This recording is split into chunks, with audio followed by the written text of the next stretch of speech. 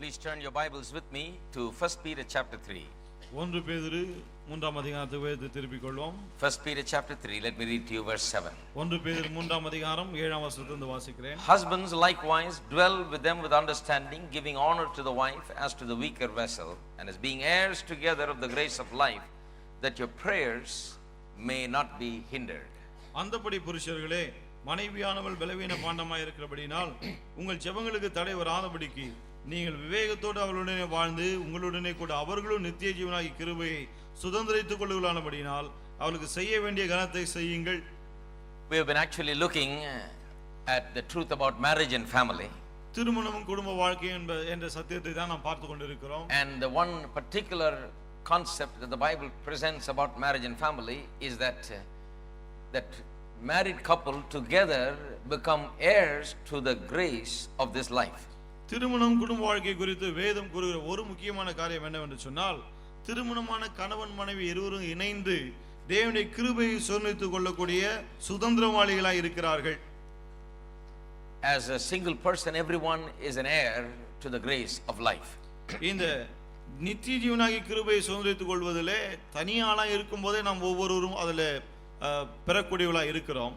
Grace of life means that everything that grace has provided, God's grace has provided, including salvation and all other things. நித்திய ஜீவனாகிய கிருபை என்று சொல்லும்போது ரட்சிப்பு உட்பட தேவனுடைய கிருபை என்னவெல்லாம் நமக்கு அருளி இருக்கிறதோ அதை குறிக்கிறது. அது We are all heirs to it. நாம் எல்லாரும் அதை சுதந்திரிக்கிறவர்களாய் இருக்கிறோம். But when you become married, the Bible says that you become heirs together. ஆனால் திருமணம் ஆகும்போது வேதம் சொல்கிறது இருவரும் இணைந்து சுதந்திரிக்கிறோம் என்று சொல்லி. I'm showing you how this works in such a way, like a joint account. இது எப்படி வேலை செய்கிறதுன்னு சொன்னா ஒரு ஜாயிண்ட் அக்கவுண்ட் வேலை செய்வது போல செய்கிறது. Now the blessings of God can be withdrawn only when you both are in agreement and sign together. இப்போ தேவனுடைய ஆசீர்வாதத்தை எப்படி எடுக்க முடியும்? ரெண்டு பேரும் இணைந்து ஒன்றாய் கையெழுத்து போட்டால் தான் எடுக்க முடியும். Now you are not an individual. God looks at you as two people married together, and God expects unity and harmony in the home. இப்போது நீங்கள் தனியாள் அல்ல, இருவரும் இணைந்து இருக்கிறீர்கள்.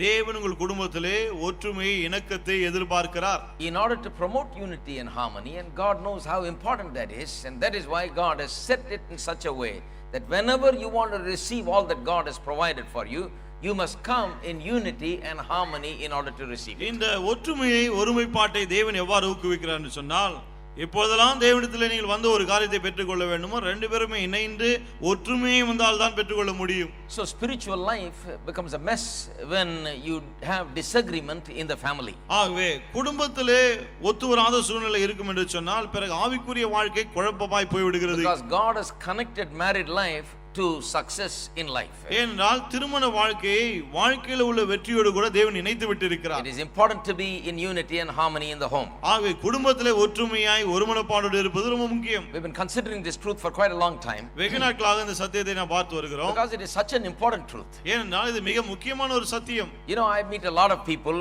with a lot of problems and difficulties. பல பிரச்சனைகள் கஷ்டங்களோடு இருக்கிற பலரை நான் சந்தித்து இருக்கிறேன். Because we are in the business of helping people to pray for them and to counsel them and so on. ஏனென்றால் மக்களுக்கு உதவி செய்கிற வேலையில தான் நம்ம இருக்கிறோம். அவர்களுக்காக ஜெபிக்க ஆலோசனை கொடுக்கலாம் இருக்கிறோம். But I find that more and more in this country there are more family problems, and they are coming out openly with these problems and admitting to these problems and want these problems to be made right. ஆனால் நம்முடைய நாட்டில் இப்பொழுது அதிகமாய் குடும்ப பிரச்சனைகள் காணப்படுகிறது. அந்த பிரச்சனைகளை இப்பொழுது வெளியே கொண்டு வருகிறார்கள். அதற்கான தீர்வுகளை காண வேண்டும் என்று விரும்புகிறதை நான் பார்க்கிறேன்.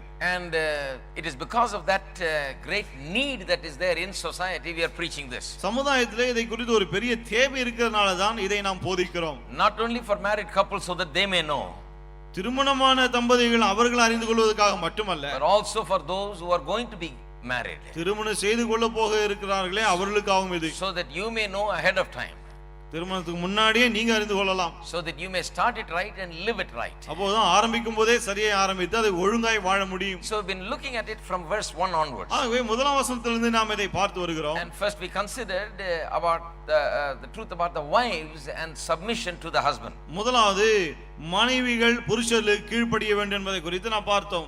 How I told you submission to the husband is essential for harmony in the home. நான் சொன்னேன் குடும்பத்தில் ஒற்றுமை இருக்க வேண்டும் என்று சொன்னால் மனைவி கணவனுக்கு கீழ்ப்படிவது என்பது அத்தியாவசியம் என்று. Now if you are here for the first time, நீங்கள் ஒருவேளை இன்னைக்கு முதல் முறை இங்க இருந்தால், the very concept of wife submitting to the husband may be very sound wrong to you. மனைவி கணவனுக்கு கீழ்ப்படிய வேண்டும் என்ற அந்த கருத்தே உங்களுக்கு ஒருவேளை தவறாய் தோன்றலாம். But I explained it over a period of several weeks and you must listen to the tapes. ஆனா பல வாரங்களாக நான் அதை விளக்கி போதித்து இருக்கிறேன். ஆகவே அந்த டேப்லாம் வாங்கி கேளுங்க. Before you reject the idea. அந்த கருத்தை நீங்கள் நிராகரித்துக்கு முன்னால. It's a divine idea, it's a godly idea. God has set this in motion. Without that, unity cannot be achieved. இந்த எண்ணம் தேவனாலே ஏற்படுத்தப்பட்ட ஒன்று. தேவன் தான் இதை நியமித்திருக்கிறார். இப்படி இல்லாமல் குடும்பத்திலே ஒற்றுமை இருக்க முடியாது. So please give it consideration, listen to it. ஆகவே கொஞ்சம் செவி கொடுங்கள், கொஞ்சம் கவனித்து யோசித்து பாருங்க இதை. I am sure that you will agree with me on that. நிச்சயமாய் நீங்கள் அதை ஒத்துக்கொள்வீர்கள் என்று நான் நினைக்கிறேன். But then we are looking at the husbands now. பிறகு இப்போது புருஷர்களை குறித்து படித்து வருகிறோம். I'm going to take it easy on the wives for a while. கொஞ்ச காலம் மனைவிகளை பற்றி பேசாம இருக்க போறேன். But I'm going to deal with the husbands. ஆனால் கணவன்மார்களை பற்றி பேச போகிறேன். Because husbands have a great responsibility. ஏனென்றால் கணவன்மார்களுக்கு பொறுப்பு அதிகம் இருக்கிறது. We all like to be the head and be the leader and all that. நாம எல்லாரும் தலையா இருக்க விரும்புகிறோம், தலைவர்களா இருக்க விரும்புகிறோம். But then that involves a lot of responsibility. ஆனா அப்படி இருக்க விரும்பினாலும் அதற்கு நிறைய பொறுப்புகளும் இருக்கிறது. Therefore, because God has designed man to provide the leadership for the home, God has also placed upon his shoulders a great deal of responsibility. குடும்பத்துக்கு தலைமையேற்று நடத்தக்கூடிய அந்த வேலையை ஆணுக்கு தேவன் கொடுத்திருக்கிறபடினாலே அதோடு கூட மிகப்பெரிய பொறுப்புகள் அவனுக்கு இருக்கிறது என்பதை மறக்க கூடாது. That is why I read to you just verse 7. ஆகவே தான் 7ஆம் வசனத்தை மட்டும் நான் உங்களுக்கு வாசித்தேன். But if you read from verse 1 to 6, it is about wife submitting. ஆனா 1 முதல் 6 வசனங்களை வாசித்தால் மனைவி கீழ்ப்படிய வேண்டும் என்று சொல்கிறது. Then in 7th verse it says, husbands, you live like this. பிறகு 7ஆம் வசனத்திலே புருஷர்களே நீங்கள் இப்படி இருங்கள் என்று சொல்கிறது. Now let me go to Ephesians chapter 5. இப்போது எபேசியர் 5ஆம் அதிகாரத்துக்கு நான் சொல்லட்டும். And read to you Paul's version of exactly what Peter is saying here. பேதுரு என்ன சொல்லுகிறாரோ அதே பவுலும் அவருடைய சொந்த வார்த்தையிலே எழுதுகிறதை நான் உங்களுக்கு அங்கே காண்பிக்க விரும்புகிறேன். In verse 22 he starts with saying, wives, submit to your own husbands as to the Lord. 22 ஆரம்பிக்கும்போது மனைவிகளே கர்த்தருக்கு கீழ்ப்படிவது போல உங்கள் சொந்த புருஷர்களுக்கு கீழ்ப்படிங்கள்னு ஆரம்பிக்கிறார். But then in verse 25 he comes to the husbands. ஆனா 25ஆம் வசனத்திலே புருஷர்களுக்கு அவர் சில காரியங்களை சொல்கிறார். He says, husbands, love your wives. அவர் சொல்றார், புருஷர்களே உங்கள் மனைவிகளில் அன்பு கூருங்கள். Just as Christ also loved the church and gave himself for her. கிறிஸ்துவும் சபையில் அன்பு கூர்ந்து அதற்காக தம்மை ஒப்புக்கொடுத்தது போல. That he might sanctify and cleanse her with the washing of the water by the word, that he might present her to himself a glorious church, not having spot or wrinkle or any such thing, but that she should be holy and without blemish. தாம் அதை திருவசனத்தை கொண்டு தண்ணீர் முழுக்கினால் சுத்திகரித்து பரிசுத்தமாக்குறதுக்கும் கரைதிரை முதலானவைகள் ஒன்றுமில்லாமல் பரிசுத்தமும் பிழையற்றதுமான மகிமையுள்ள சபையாக அதை தமக்கு முன் நிறுத்திக் கொள்வதற்கும் தம்மை தாமே அதற்காக ஒப்பு கொடுத்தார். So husbands ought to love their wives even as their own bodies. He who loves his wife loves himself. அப்படியே புருஷர்களும் தங்கள் மனைவிகளை தங்கள் சொந்த சரீரங்களாக பாவித்து அவளை அன்பு கூற வேண்டும். தன் மனைவியில் அன்பு கூறுகிறவன் தன்னில் தான் அன்பு கூறுகிறான். For no one ever hated his own flesh but nourishes and cherishes it, just as the Lord the church. தன் சொந்த மாம்சத்தை பகைத்தவன் ஒருவனும் இல்லையே, கர்த்தர் சபையை போஷித்து காப்பாற்றுகிறது போல ஒவ்வொருவனும் தன் மாம்சத்தை போஷித்து காப்பாற்றுகிறான். Now the whole idea here is this. இங்க என்ன கருத்து சொல்லப்படுதுன்னு சொன்னால், that the wife must submit to her husband as the church submits to the Lord. எப்படி சபையானது கர்த்தருக்கு கீழ்ப்படிகிறதோ அதே போல மனைவி புருஷனுக்கு கீழ்ப்படிய வேண்டும். I showed you in various points how the church submits to the Lord and showed you how the wife must submit to the Lord. பாருங்க எப்படி சபை கர்த்தருக்கு கீழ்ப்படிகிறது, அதே போல எவ்வாறு மனைவி புருஷனுக்கு கீழ்ப்படிய வேண்டும் என்று பல குறிப்புகளாக எடுத்து காண்பித்தேன். But now I'm going to deal with the husbands. ஆனா இப்போது புருஷர்களை பற்றி பேச போகிறேன். Just as the Bible says wives submit to your husbands, the Bible says husbands love your wives. மனைவிகளே புருஷருக்கு கீழ்ப்படியுங்கள் என்று வேதம் சொல்வது போலவே புருஷர்களே மனைவியில் அன்பு கூருங்கள் என்று வேதம் சொல்லுகிறது. Now sometimes when we don't explain, it becomes a very general thing. We say yeah I love my wife, சில சமயத்துல இத நாம் விளக்கி சொல்லாமல் போகும்போது ஏதோ பொதுப்படையா சொல்றது போல ஆமா நானே மனைவி மேல அன்பா இருக்கேன் அப்படி சொல்லிட்டு போயிடுறாங்க. That's why God has got preachers in the church. இதுக்காக தான் தேவன் சபையிலே பிரசங்கியாளர்களை வைத்திருக்கிறார். Here he simply says husbands love your wives and then he lets the preacher talk about it 1 hour. மனைவிகளே புருஷர்களே மனைவியில் அன்பு கூருங்கள்னு சொல்லிட்டு அவர் சொல்லிட்டு போயிடுறாரு. ஆனா இத வச்சு பிரசங்கியாளர் 1 மணி நேரம் பேச வேண்டியதா இருக்கு. Why? Yeah. Because he doesn't say simply love your wife without there is something in it. There is a whole lot of things in that one word love. பாருங்க இத சும்மா அன்பு கூருங்கள் சொல்லிட்டு போல அன்பு கூருங்கள் என்ற அந்த ஒரு வார்த்தையில நிறைய விஷயங்கள் அடங்கி இருக்கிறது. He tells us how to love the wife. எப்படி மனைவி அன்பு கூறுவது என்று அவர் சொல்லுகிறார். As Christ loved the church. கிறிஸ்து சபையில் அன்பு கூர்ந்தது போல you love your wife. நீங்கள் உங்கள் மனைவியில் அன்பு கூருங்கள். Then in verse 29 he says, for no one ever hated his own verse 28 he says, so husbands ought to love their own wives as their own bodies. பிறகு என்ன சொல்ல 28ல புருஷர்கள் தங்கள் புருஷர்களும் தங்கள் மனைவிகளை தங்கள் சொந்த சரீரங்களை போல பாவித்து அன்பு கூற வேண்டும். Why does he say that? ஏன் இப்படி சொல்கிறார்? Because he just got through saying that Christ loved the church because the church is the body of Christ. ஏனென்றால் இப்பொழுது என்ன சொல்லி முடித்திருக்கிறார்? கிறிஸ்துவானவர் சபையில் அன்பு கூறுகிறார். ஏனென்றால் சபையானது அவருடைய சரீரமா இருக்கிறது. Now that is why Christ loves the church, because it's his body. ஆகவே தான் கிறிஸ்து சபையில் அன்பு கூறுகிறார். ஏன்னா அது அவருடைய சரீரம். Why do you love your body? ஏன் உங்கள் சரீரத்தை அன்பு கூறுகிறீர்கள்? Because the body is very important to you. It's your body. ஏன்னா அந்த சரீரம் ரொம்ப முக்கியம். அது உங்களுடைய சரீரம். That is why you treat it good, you feed it good, and give it a good comfortable bed to sleep in, and you give it all the comfort that it needs. ஆகவே தான் அதுக்கு நல்ல உணவு கொடுத்து நல்லா பராமரித்து நல்ல மெதையில தூங்கி அதுக்கு தேவையான எல்லா வசதிகளையும் செய்து கொடுக்கிறீர்கள். You give it nice clothes to wear. நல்ல துணிமணிகளை கொடுக்கிறீங்க. You give it nice cars and bikes to ride around in. அத உட்கார்ந்துட்டு போறதுக்கு நல்ல பைக் நல்ல கார் இதெல்லாம் வச்சிருக்கீங்க. And I hope you do exercise, you know, கொஞ்சம் to பயிற்சி keep it fit செய்றீங்க and good. உடம்பு நல்லா திடகாத்திரமா இருக்க. You see, you do all that because you want your body to be well. இதெல்லாம் ஏன் செய்கிறோம்? சரீரம் நன்றா இருக்க வேண்டும் என்று நீங்கள் விரும்புகிறீர்கள். If a man doesn't care for his body and does not treat his body good, then he's got really something wrong with his mind. ஒரு மனுஷன் தன் சரீரத்தை சரியாய் நடத்தவில்லை என்றால் அதை ஒழுங்கா வைத்துக் கொள்ளவில்லைன்னு சொன்னா பிறகு அவனுக்கு ஏதோ பிடிச்சிருக்குன்னு தான் அர்த்தம். He's ignorant. அவன் அறியாதவனா இருக்கிறான். Otherwise, if he's not ignorant and he knows what he's doing, then he's really crazy to treat his body bad. அப்படி அறியாதவனா இல்லாவிட்டாலும் என்ன செய்யறோம்னு தெரிஞ்சே ஒண்ணுமே செய்யாம இருந்தான்னு சொன்னா அவன் சரீரத்தை மோசமாய் நடத்துகிறான். Every person here treats their body so well. இங்க இருக்கிற ஒவ்வொருவரும் தங்கள் சரீரத்தை மிகவும் நன்றாய் நடத்துகிறார்கள். From providing food and clothing to it and all kinds of comfort to it, to everything, you treat your body so well and take care of it. உணவு உடை கொடுப்பதிலிருந்து எல்லா வசதிகளையும் செய்து கொடுக்கிற வரை எல்லாவற்றையும் சரீரத்துக்கு நன்றாய் செய்கிறீர்கள். Just like you take care of your own body, எப்படி உங்கள் சொந்த சரீரங்களை நன்றாய் கவனித்துக் கொள்கிறீர்களோ you love your wife like you love your body, it says. உங்கள் சரீரத்தை நீங்கள் நேசிக்கிறது போல உங்கள் மனைவிகளையும் அன்பு கூறுங்கள். Now what do you do to your body? உங்கள் சரீரத்துக்கு என்ன செய்றீங்க? There are 5 things you must do. 5 காரியங்கள் நீங்கள் செய்ய வேண்டும். Because that is what you must do to your wife also. ஏனென்றால் அதை தான் உங்கள் மனைவிக்கும் நீங்கள் செய்ய வேண்டும். These are the 5 things that are meant by the statement, husbands love your wife. புருஷர்களே மனைவியில் அன்பு கூறுங்கள் என்று சொன்னால் இந்த 5 காரியங்கள் தான் அங்கே இருக்கிறது. That word love, husbands love your wife, contains 5, at least 5 instructions. புருஷர்களே அன்பு கூறுங்கள் என்ற அந்த வாக்கியத்துல குறைந்தபட்சம் 5 அறிவுரைகளாவது இருக்கிறது. I want to make it clear today so that no one goes home vague saying, yeah, I love my wife, brother, yeah, I heard that sermon, I've heard it 30 years ago and heard it also. யாரும் தெளிவில்லாம போக கூடாது. அதான் சொல்றேன். மனைவியில் புருஷர்களே அன்பு கூறுங்க மனைவியில் சொல்லும்போது ஆமா நானும் அன்பு கூறுறேன் 30 வருஷமா அன்பு கூறுறேன் சும்மா லேசா சொல்லிட்டு போயிட கூடாது. 30 வருஷத்துக்கு முன்னாலே கேட்டிருக்கேன் எல்லா பிரசங்கரும் பிரசங்கம் பண்றேன் கேட்டுங்க மனைவியே அன்பு கூறுன அவ்வளவுதானே. I'll show you what it is. அது என்ன நான் காமிக்கிறேன். You're going to be amazed at it. உங்களுக்கு ரொம்ப ஆச்சரியமா இருக்கும். Because this is what is meant by loving your wife. ஏனென்றால் மனைவியில் அன்பு கூறுவதுன்னு சொன்னா இதுதான். 5 things. 5 காரியங்கள். Let me state the 5 things and then I'm going to talk about it. அந்த 5 காரியங்களை சொல்லிவிட்டு அதன் பிறகு அதை நான் விளக்க I'm போகிறேன். going to talk about it in great detail. அது ரொம்ப விளக்கமா சொல்ல போகிறேன். First, provide. முதலாவது தேவையானதை கொடுக்க வேண்டும். Secondly, protect. இரண்டாவது பாதுகாக்க வேண்டும். Thirdly, praise. மூன்றாவது புகழ வேண்டும். Fourthly, pray. Pray. நான்காவது ஜெபிக்க வேண்டும். Fifthly, proclaim the promises. ஐந்தாவது வாக்குத்தத்தங்களை அறிவிக்க வேண்டும். Now, it so happens that all of them are starting with P, so you can remember very clearly. எல்லாமே P என்ற ஆங்கிலத்தில் ஆரம்பிக்கிறதுனால ரொம்ப சுலபமா மனசுல வச்சுக்கலாம். Some preachers are very good in starting with A and preaching all A's. சில பிரசங்கியார்கள் 7 ஆரம்பிச்சாங்கன்னா 7ஏ பிரசங்கம் பண்ணுவாங்க. அதுல தேர்ந்தவங்க. I'm not so good at that. ஆனா நான் அதுல அவ்வளவு நல்லா கிடையாது. But it so happens this time it worked out like this. இந்த முறை இப்படி வந்துருச்சு பாருங்க.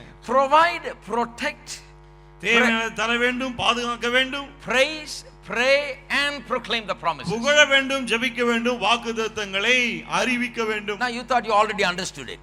நீங்க நினைச்சீங்களா ஏற்கனவே எனக்கு விளங்கிடுச்சு. Oh, these are all only 5 things. 5 காரியங்கள் தானே. I know how to do these 5 things. எனக்கு தெரியும் இந்த 5 காரியங்களை எப்படி செய்யறது. Let's see if you know what I'm talking about really. ஆனா முதலாவது நான் என்ன பேசுகிறேன் என்பது உங்களுக்கு விளங்குதா இல்லையான்னு பார்க்கட்டும் நான். Do you really know what these 5 things mean? இந்த காரியங்கள் 5 காரியங்களுடைய அர்த்தம் உண்மையே என்னன்னு உங்களுக்கு தெரியுமா? Let's talk about providing. இந்த முதலாவது தேவையானதை கொடுப்பதை பற்றி பார்ப்போம். When a husband loves his wife, he provides for her. கணவன் மனைவியில் அன்பு கூறும்போது அவளுக்கு தேவையானதை அவன் தருகிறான். Let me turn with you to 1 Timothy chapter 5. திருப்பிக்கொள்ளும் 1 தீமோத்தேயு 5ஆம் அதிகாரம் verse 8.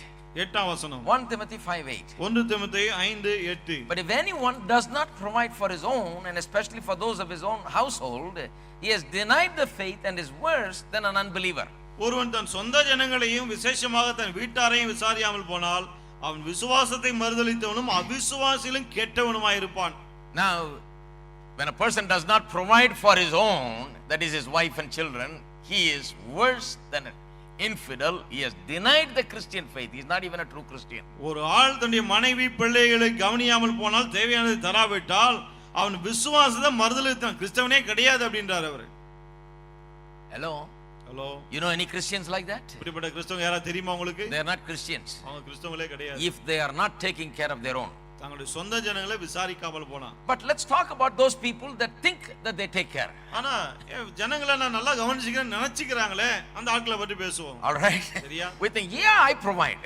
ஆமா நினைக்கிறோம், ஆமா நான் தேவையானது தர்றேன் Now, அப்படி. most men think that they provide when they provide rent and food and clothes and medical expenses and basic amenities. அநேக ஆண்கள் இந்த மருத்துவத்துக்கு, உணவுக்கு, உடைக்கு, பிறகு வீட்டு வாடகை இப்படிப்பட்ட காரியங்களை கொடுக்கிறதுனால தேவையானதை கொடுக்கிறோம் என்ற ஒரு எண்ணத்தில் They இருக்கிறார்கள். say, well, I provide.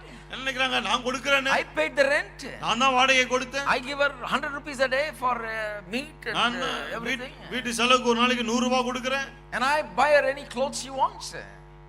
Any clothes she wants. அவங்களுக்கு என்ன உடை வேணுமோ அதை நான் வாங்கி I கொடுக்கிறேன். buy her anything she wants. அவங்களுக்கு என்ன வேணுமோ வாங்கி தர்றேன். From Avon to anything. ஏவான்ல இருந்து என்ன வேணாலும் வாங்கி கொடுக்கிறேன். I buy her everything.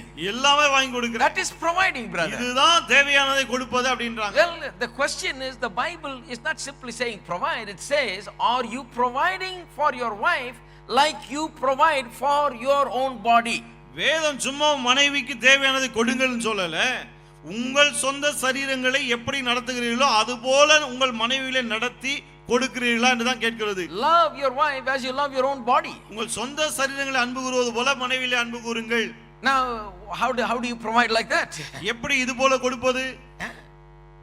Now let's go back to Jesus and the church, பாருங்க, இப்போ இயேசுவுக்கும் சபைக்கும் செல்வோம் நாம. because that's the example that is used. ஏன்னா அந்த உதாரணம் தான் இங்க Because பயன்படுத்தப்பட்டது. Jesus provides for his body. ஏனென்றால் இயேசு தன்னுடைய சரீரத்தை கவனிக்கிறார். How did he provide for his body? எப்படி அவர் தன்னுடைய சரீரத்தை He பராமரிக்கிறார்? provided salvation. அவர் ரட்சிப்பை கொடுத்தார். Isn't that right? இல்லையா? By coming and dying on the cross and rising from the dead and providing salvation, he has done a great deal for us. அவர் இந்த உலகத்துல வந்து சிலுவையில மரித்து மறுபடியும் உயிரோடு கூட எழுந்தது மூலமாக சரீரத்துக்கு அவர் ரட்சிப்பை தந்திருக்கிறார். Now I tell you truthfully, if that is all what Jesus has done for me, I will forever be thankful for him and I will live for him and I will preach him all over. பாருங்க, உண்மையா நான் சொல்றேன், இயேசு இவ்வளவுதான் எனக்கு செய்திருக்கிறார் என்றாலும் அவருக்கு அதற்கே ரொம்ப நன்றியுள்ளவனா இருந்து வாழ்நாளெல்லாம் அவரை பிரசங்கித்துக் கொண்டே இருப்பேன். If he did not do one more thing for me, if he just forgave my sins and made me a child of God and accepted me and gave me heaven, I'll forever be grateful. என்னுடைய பாவங்களை மன்னித்து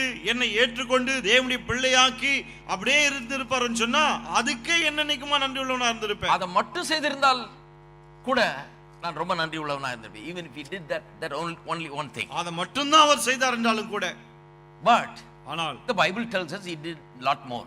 அவர் இன்னும் அதிகமாய் செய்தார் என்று வேதம் He சொல்கிறது. didn't have to do it. அவர் அதெல்லாம் செய்ய வேண்டிய அவசியம் இல்லை. But instead of just providing salvation and leaving me there, he showers upon me much more than what I need. Instead of just leaving me there with salvation, he gives me much more than what I really need. எனக்கு வெறும் ரட்சிப்பை கொடுக்கிறதுக்கு பதிலாக ரட்சிப்போடு கூட எனக்கு இன்னும் என்னவெல்லாம் தேவையோ அவை எல்லாவற்றையும் தேவைக்கும் அதிகமாய் தருகிறார். Turn with me to Romans chapter 8. திருப்பிக்கொள்ள ரோமர் 8ஆம் அதிகாரம். Romans chapter 8. ரோமர் 8. It talks about how much he has provided. அவர் எந்த அளவுக்கு நமக்கு கொடுத்திருக்கார் என்பதை குறித்து அது சொல்லுகிறது. Verse 31. 31ஆம் வசனம். What then shall we say to these things? If God is for us, who can be against us? இவைகளை குறித்து நாம் என்ன சொல்லுவோம்? தேவன் நம்முடைய பட்சத்தில் இருந்தால் நமக்கு விரோதமாய் இருப்பவன் யார்? He who did not spare his own son but delivered him up for us all, how shall he not with him also freely give us all things? நம்முடைய சொந்த குமாரன்னு பாராமல் நம்ம எல்லாருக்கும் அவரை ஒப்புக்கொடுத்தவர் அவரோடு கூட மற்ற எல்லாவற்றையும் நமக்கு அருளாது இருப்பது எப்படி? Look at the words. வார்த்தைகளை கவனிங்க. Says he did not spare his own son but delivered him up for us all. How shall he not with him give us all things freely? தம்முடைய சொந்த குமாரன்னு பாராமல் நம்ம எல்லாருக்கும் அவரை ஒப்புக்கொடுத்தவர் அவரோடு கூட மற்ற எல்லாவற்றையும் நமக்கு கொடுக்காதிருப்பது எப்படி? So he has given a lot more. ஆகவே இன்னும் நிறைய தந்திருக்கிறார். The Bible is saying, if he has given his own son for you, will he not give you food to eat, clothes to wear, money to spend, And will he not give you all other things with it? வேதம் என்ன சொல்லுகிறது?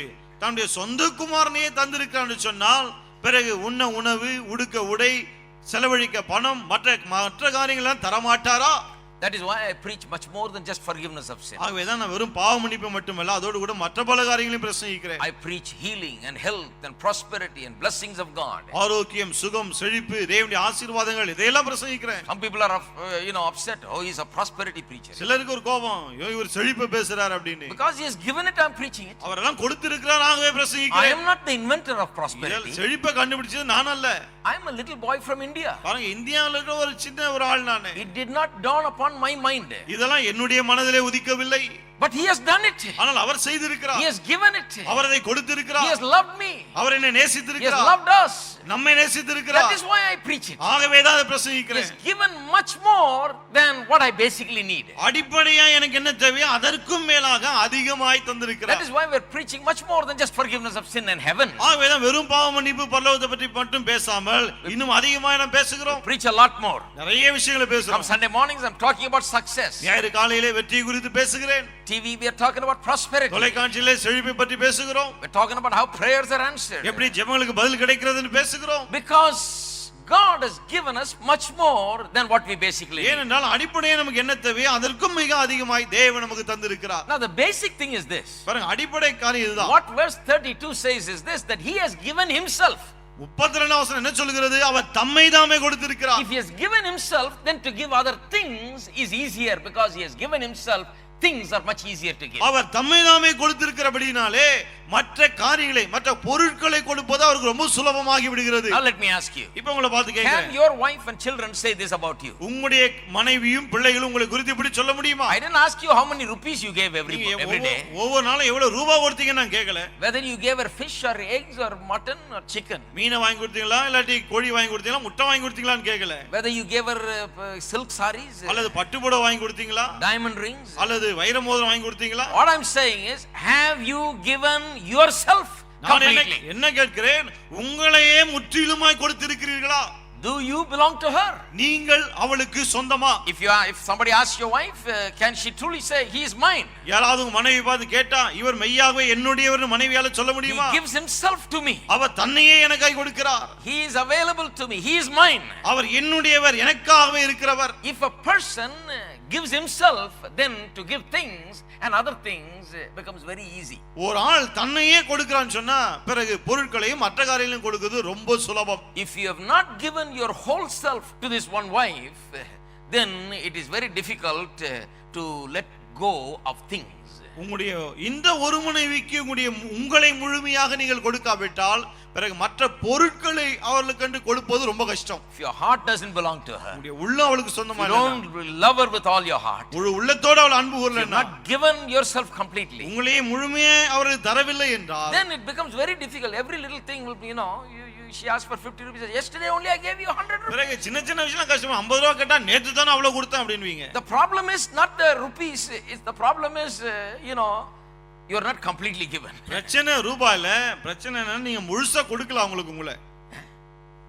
If the wife knows that she has you, ஆனா மனைவிக்கு புருஷன் எனக்கு தான் என்று அவள் அறிந்திருந்தால், then even the things have meaning to her. பிறகு அந்த பொருட்களுக்கு கூட அவங்களுக்கு அர்த்தம் இருக்கும். Now if you gave her a diamond ring worth 50,000 rupees, 50,000 ரூபாய் மதிப்புள்ள ஒரு வைர மோதிரம் வாங்கி கொடுக்குறீங்க, but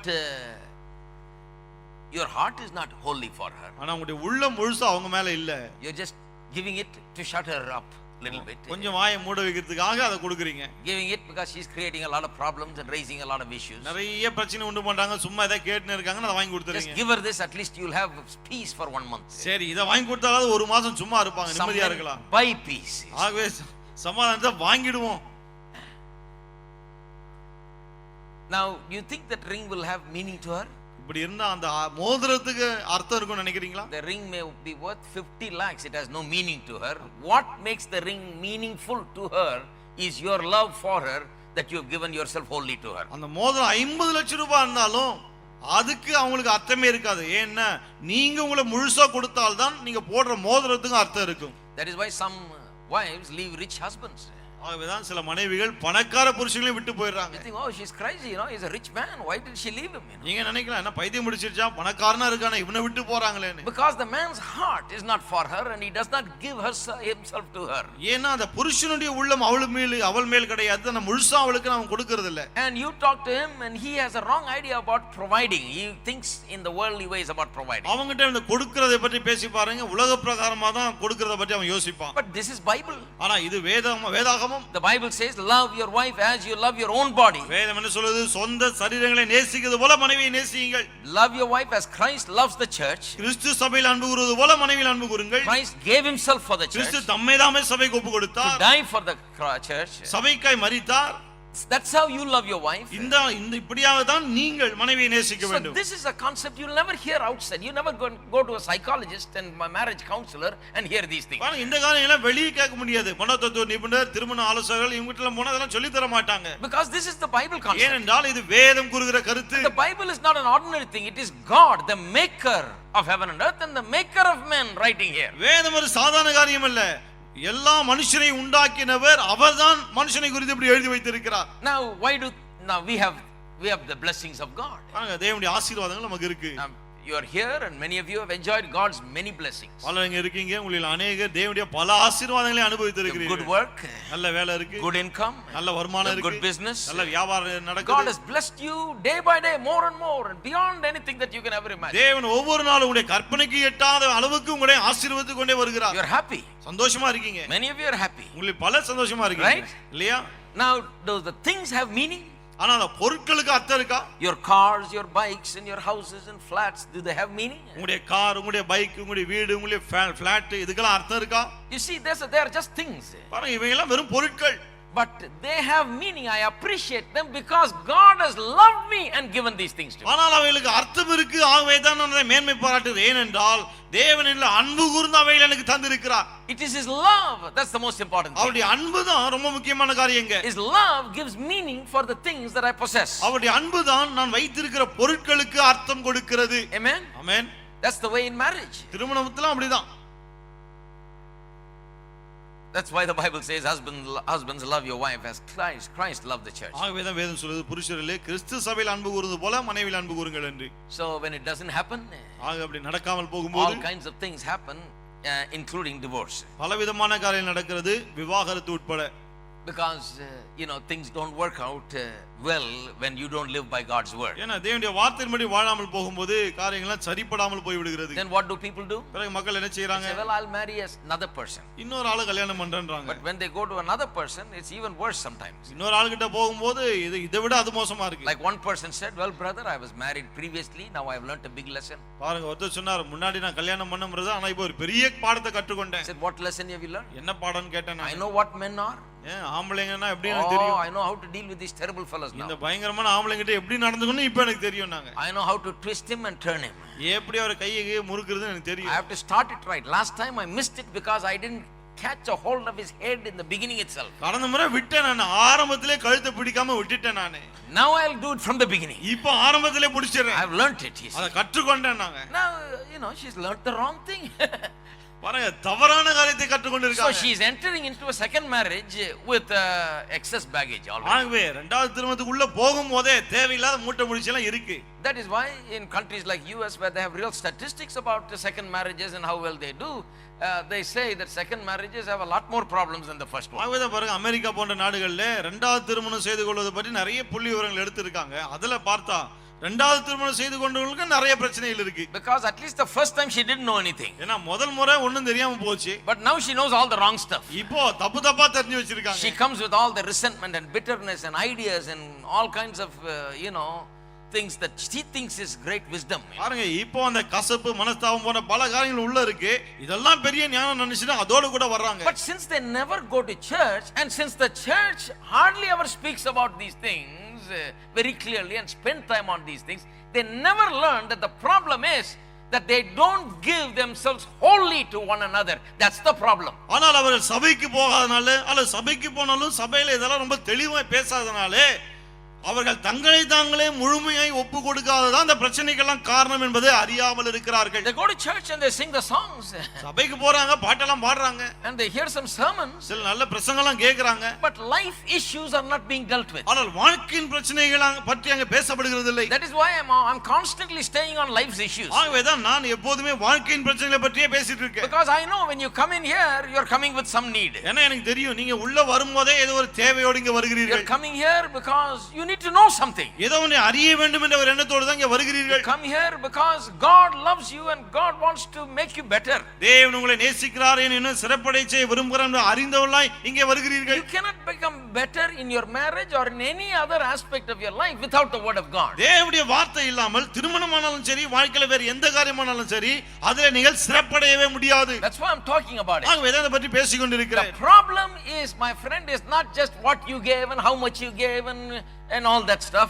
It's whether you gave yourself. Have you provided yourself to your wife? நீங்க என்ன கொடுத்தீர்கள் எவ்வளவு கொடுத்தீர்கள் என்பது பிரச்சனை கிடையாது. உங்களை நீங்களே கொடுத்திருக்கிறீர்களா அதுதான் அங்க முக்கியம். Now if a man gave himself to the wife, ஒரு புருஷன் தன்னையே மனைவிக்கு ஒப்பு கொடுத்தான்னா, if he is not able to provide adequately other needs, அப்படி கொடுத்து விட்டு மற்ற தேவைகளை போதுமான அளவுக்கு சந்திக்க முடியலனா கூட, many wives will be happy to live with such a man. பல மனைவிகள் அப்படிப்பட்ட ஒரு ஆளோடு கூட சந்தோஷமா வாழ்வாங்க. If a wife understands properly, she will be happy to live with such a man because she knows this man belongs to me, he loves me. அது புரிந்து கொண்ட மனைவி ரொம்ப சந்தோஷமா இருப்பாங்க. ஏன்னா அவங்களுக்கு இப்ப நல்லா தெரியும் இந்த புருஷன் இப்ப எனக்கு மட்டும் தான். What they need, God has made them in such a way that they need this love. தேவன் அவங்களை எப்படி உண்டாக்கி இருக்கிறார், அவங்களுக்கு இந்த அன்பு தேவைப்படுகிறது. They need this kind of a security. இப்படிப்பட்ட ஒரு பாதுகாப்பு அவங்களுக்கு தேவை. Security of this person's love. இந்த மனுஷனுடைய அன்பு எனக்கு கிடைக்கும் என்ற ஒரு பாதுகாப்பு. So the issue is not how much we have provided of this and that. ஆகவே இதையும் அதையும் எவ்வளவு நாம் அவங்களுக்கு கொடுத்திருக்கோம் அதெல்லாம் பிரச்சனை. Even though they're all that must be provided. பாருங்க அதெல்லாம் கூட கொடுக்கப்பட வேண்டும். You know, but I don't think I have to preach about that if I preached about whether you have given your own whole self. உங்களை நீங்களே முழுசா கொடுத்திருக்கீங்களா இத பத்தி பேசினாலே நான் நினைக்கிறேன் அத பத்தி பேச தேவையில்லை. Because if you have given yourself wholly to her, ஏன்னா உங்களே முழுசா உங்களுக்கு நீங்க கொடுத்திருந்தா, you will not be eating biryani at night at hotel and later eat rasam and rice. நீங்க ராத்திரில பிரியாணி ஹோட்டல்ல சாப்பிட்டுட்டு வீட்ல மனைவியே ரசம் சாதம் சாப்பிட விட மாட்டீங்க. You will not be dressed up so well and your wife is dressed up in rags. நீங்க நல்லா அழகா Dress பண்ணிட்டு மனைவி சரியா Dress இல்லாம விட்டுற மாட்டீங்க. The thing is, if you gave yourself wholly to her, you will have no problem giving to her abundantly of everything that you have. என்ன பிரச்சனைனா உங்களை நீங்களே முழுசாய் மனைவி கொடுத்திருந்தால் பிறகு அவளுக்கு தேவையான மற்ற எல்லாவற்றையும் நீங்கள் அவளுக்கு கொடுப்பீர்கள். So we are hitting the bottom line right now. We are hitting where it hurts, you know. This is the issue. Have you given yourself wholly? ஆகவே எதை முக்கியமா கவனிக்கணுமோ அதை தான் நாம பேசிக் கொண்டிருக்கிறோம். இதுதான் முக்கியமான காரியமே. So when the Bible says if a man does not provide for his own, he has denied the faith. ஆகவே தன் சொந்த குடும்பத்துக்கு ஒருவன் தேவையானதை தராவிட்டால் விசுவாசத்தை மறுதலித்தவன் வேதம் சொல்லும்போது, and worse than an infidel, ஒரு அவிசுவாசியிலும் கெட்டவன் சொல்லும்போது, it really is saying that this man has a real problem. He does not know how to give himself to the wife. That is why he has a problem giving things to his wife. என்ன சொல்ல வருகிறது, இந்த மனுஷனுக்கு எப்படி தன்னையே மனைவி கொடுக்கிறதுன்னு தெரியல. ஆகவே தான் மற்ற பொருட்களை கொடுப்பதில அவனுக்கு பிரச்சனையா இருக்குது. Giving things will never be a problem if you gave yourself. நீங்கள் உங்களையே கொடுத்திருந்தால் பொருட்களை கொடுப்பது உங்களுக்கு பிரச்சனையாகவே இருக்காது. You will be ready to give anything. எதை வேணாலும் கொடுக்க ரெடியா இருப்பீங்க. Amen. Amen. How many of you understood the issue? Really? இந்த விஷயம் புரிஞ்சது. All right. சரி. Boy, we are getting somewhere now. நாம் உள்ள போறோம். Secondly, இரண்டாவது, what is the second thing? இரண்டாவது காரியம் என்ன? Protect. பாதுகாப்பது. Now you may say, well, I heard that before, brother. நீங்க சொல்லலாம் இதெல்லாம் ஏற்கனவே கேட்டிருக்கேன். You told us about how God told Adam to protect. ஆதாம் கிட்ட தேவன் சொன்னாருன்னு சொன்னீங்களே, அவளை பாதுகாத்துக்கொள் சொல்லி. Well, I just touched there. Now only I'm going to explain. அங்க சும்மா தொட்டுட்டு தான் வந்தேன், இப்பதான் விளக்க போறேன். Amen. Amen. The Bible is so wonderful. வேதம் ரொம்ப அற்புதமான புத்தகம். What does this protection mean? What does giving protection mean? பாதுகாப்பு கொடுப்பது அப்படினா என்ன? Now some people think if I protected her from all these wolves and thieves and guys that are trying to harm her and so on, they've done a great job. நினைக்கிறாங்க நிறைய ஆட்கள் சுத்தி இருக்காங்க ஓநாயங்க மாதிரி அவளை தாக்க முயற்சிக்க அவங்க கிட்ட இருந்து காப்பாத்தினாலே போதும் அப்படி நினைக்கிறாங்க. So they feel like they are great protectors if they protected her from all the evil that is out there in the world. உலகத்துல இருக்க எல்லா தீமைகளுக்கும் மனைவியை பாதுகாத்து கொண்டாலே போதும் பெரிய ஆள் நினைச்சிராங்க. That is true. You have to protect her. அது உண்மைதான், பாதுகாக்கணும் மனைவியை. But sometimes the biggest danger is not out there. ஆனா சில சமயத்துல இருக்கிற பெரிய ஆபத்து வெளியில கிடையாது. The wife is sitting at home. She is afraid when the husband comes home because nobody is terrorizing her. He is the one that's the source of her fear. மனைவி வீட்ல உட்கார்ந்துட்டே பயந்துட்டு இருக்காங்க. ஏன்னா வேற யாரும் பயம் காட்டல, வீட்ல இருக்கிற புருஷனே பயம் காமிச்சிட்டு இருக்கான். பக்கத்து வீட்டுக்காரனா கொல்ல போறேன்னு சொல்றான், அவன் பேட்டா அவன் வீட்டுக்கு போறான்.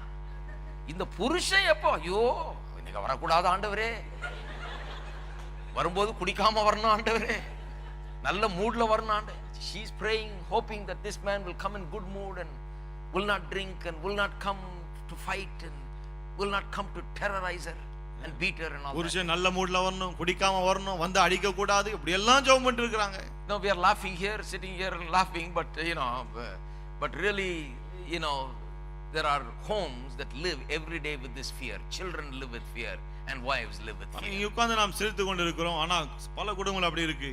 மனைவிமார்கள் அப்படி, பிள்ளைகள் அப்படி பயந்து கொண்டிருக்கிறார்கள் ஒவ்வொரு நாளும். Now most of us are living in a happy home, I think. நம்ம அநேக சந்தோஷமான குடும்பத்துல வாழ்ந்து So கொண்டிருக்கிறோம். when we go home, our wives are waiting for us. ஆவே நம்ம வீட்டுக்கு போகும்போது நம்முடைய மனைவிமார்கள் காத்துட்டு இருக்காங்க நமக்காக. They're happy that we are there. நீங்க வந்துட்டீங்களேன்னு ஒரு சந்தோஷம். If you go home and your wife is waiting eagerly for you to come home and she's happy that you're home, then you got it made, my friend. நீங்க வீட்டுக்கு போகும்போது புருஷனுக்காக காத்து இருந்து உங்களை பார்த்த உடனே மனைவிக்கு ரொம்ப சந்தோஷம்னா சரியா இருக்கீங்கன்னு அர்த்தம். Amen. Amen. எப்போ வருவீங்கன்னு காத்துட்டு இருக்காங்க வீட்லனா பிரமாதமான ஆள் நீங்க. You got it made. சரியா பண்ணிருக்கீங்க. You got a blessed life. ஆசீர்வாதமான வாழ்க்கை உங்களுக்கு. But if she is afraid of you, ஆனா உங்களை பார்த்தோனே ஒரு பயம். See, that's the thing, we are protecting her from everything, but she needs to be protected from fear of you. பாருங்க, மனைவி மற்ற எல்லார்கிட்ட இருந்து நம்ம காப்பாற்ற பார்க்கிறோம், ஆனால் உங்க மேல ஒரு பயம் இருக்கு, அதுல இருந்து முதலாவது அவளை காப்பாற்ற வேண்டும். Now let's go back to Christ once again and the church. மறுபடியும் சபைக்கு போவோம், கிறிஸ்து சபை அதை பற்றி பார்ப்போம். Because Paul says, love your wife as Christ loved the church. என்ன பவுல் சொல்லுகிறார், கிறிஸ்து சபையில் அன்பு கூர்ந்தது போல நீங்கள் மனைவியில் அன்பு கூர வேண்டும். Right? How does Christ protect the church? எப்படி கிறிஸ்து சபையை காப்பாற்றுகிறார்? In the early days of the church, in the first century, there was a man named Saul who was a great persecutor of the church. திருச்சபையின் ஆரம்ப நாட்களிலே சபையை துன்புறுத்திய சவுல் என்கிற ஒரு மனுஷன் இருந்தான். He was going around, the Bible says, breathing threatenings. அவன் மக்களை அச்சுறுத்தினான் என்று வேதம் சொல்கிறது. I mean, his very breath was threatening. He says, I'm going to kill you, I'm going to catch you, and I'm going to take you to authority, finish you, and thrash the church and make it nothing. அவன் விடுற மூச்சு எவ்வளவு ஆபத்தா இருந்தது, சபையை அழித்து நாசமாக்கி எல்லாரையும் சாகடிப்பேன் என்று இருந்தான். He is a murderer. I mean, he is a man that is out to murder and kill and destroy. அவன் கொலை செய்ய, அழிக்க, நாசமாக்க வந்தவன். Saul. Saul. The church was afraid of the name of Saul. சவுலுடைய பெயரை கேட்டாலே சபை பயந்தது. He was a terror to the church. சபைக்கு அவ்வளவு அச்சுறுத்தலா இருந்தான். Who's the church? சபை என்பது யார்? Bride of Christ. கிறிஸ்துவின் மணவாட்டி. Right? சரியா? So what does Jesus do? அவர் இயேசு என்ன செய்தார்? Jesus meets Saul on the way. இயேசு சவுலை வழியிலே சந்திக்கிறார். He says, hey, சொல்றார், wait a minute. கொஞ்சம் இரு. All of a sudden he is taken by a shock. There is someone that is more powerful is meeting him and stopping him in his journey. திடீரென்று ஒரு பெரிய அதிர்ச்சி, ஏன்னா அவனை விட ஒரு பெரிய வல்லவர் பாதி வழியில அவனை நிறுத்துகிறார். And he is talking to him. அவனோடு பேசுகிறார். Why? ஏன்?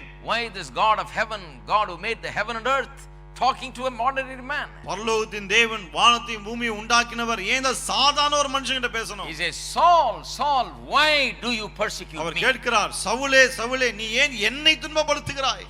See the love of Jesus. இயேசுவின் அன்பை கவனியுங்கள். For the church. சபையின் மீது. Jesus looks at the church as himself. இயேசு சபையை தம்மை போலவே காண்கிறார். His own body. தம்முடைய சொந்த சரீரமாய் காண்கிறார். He says, Saul, why do you persecute me? அவர் கேட்கிறார், சவுலே, ஏன் என்னை துன்பப்படுத்துகிறாய்? Saul says, no, I didn't persecute you. Saul சொன்னானா, உம்மை துன்பப்படுத்தலையே. No, it's paining for me. கிடையாது, எனக்கு வலிக்கிறது என்கிறார். You're persecuting me. நீ என்னை துன்பப்படுத்துகிறாய். I feel the pain which the church feels. சபை உணர்கிற வலியை நான் உணர்கிறேன். He was persecuting the church and Christ is feeling the pain. சபையை துன்பப்படுத்தினான் அந்த வலி கிறிஸ்துவுக்கு. Because the church is his body. ஏனென்றால் சபை அவருடைய சரீரம். Hello. Hello. So Christ meets him on the road. கிறிஸ்து அவனை வழியிலே சந்திக்கிறார். And sets him right. அவனை சரிப்படுத்துகிறார். What did he tell him? அவனுக்கு என்ன சொன்னார்? It's hard for you. It's going to be hard for you only, I'm telling you, he said. சொல்ல உனக்கு தான்பா கஷ்டமா இருக்க போகுது. In other words, if you keep on doing it, you're going to get some kicking from me. என்ன சொல்ற, நீ இப்படியே பண்ணிட்டு இருந்தா என்கிட்ட இருந்து வாங்கி கட்டிக்குவே.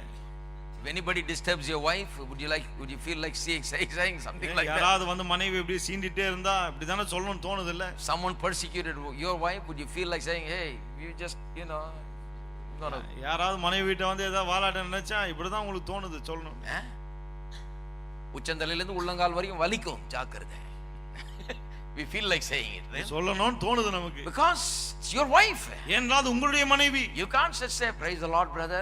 Today one lion came and tiger came and bear came and just ate up my wife. கர்த்தருக்கு ஸ்தோத்திரம் brother. இன்னைக்கு ஒரு சிங்கம் வந்தது, புலி வந்தது, என் மனைவி அப்படியே சாப்பிட்டு போச்சுன்னு சொல்றது இல்ல.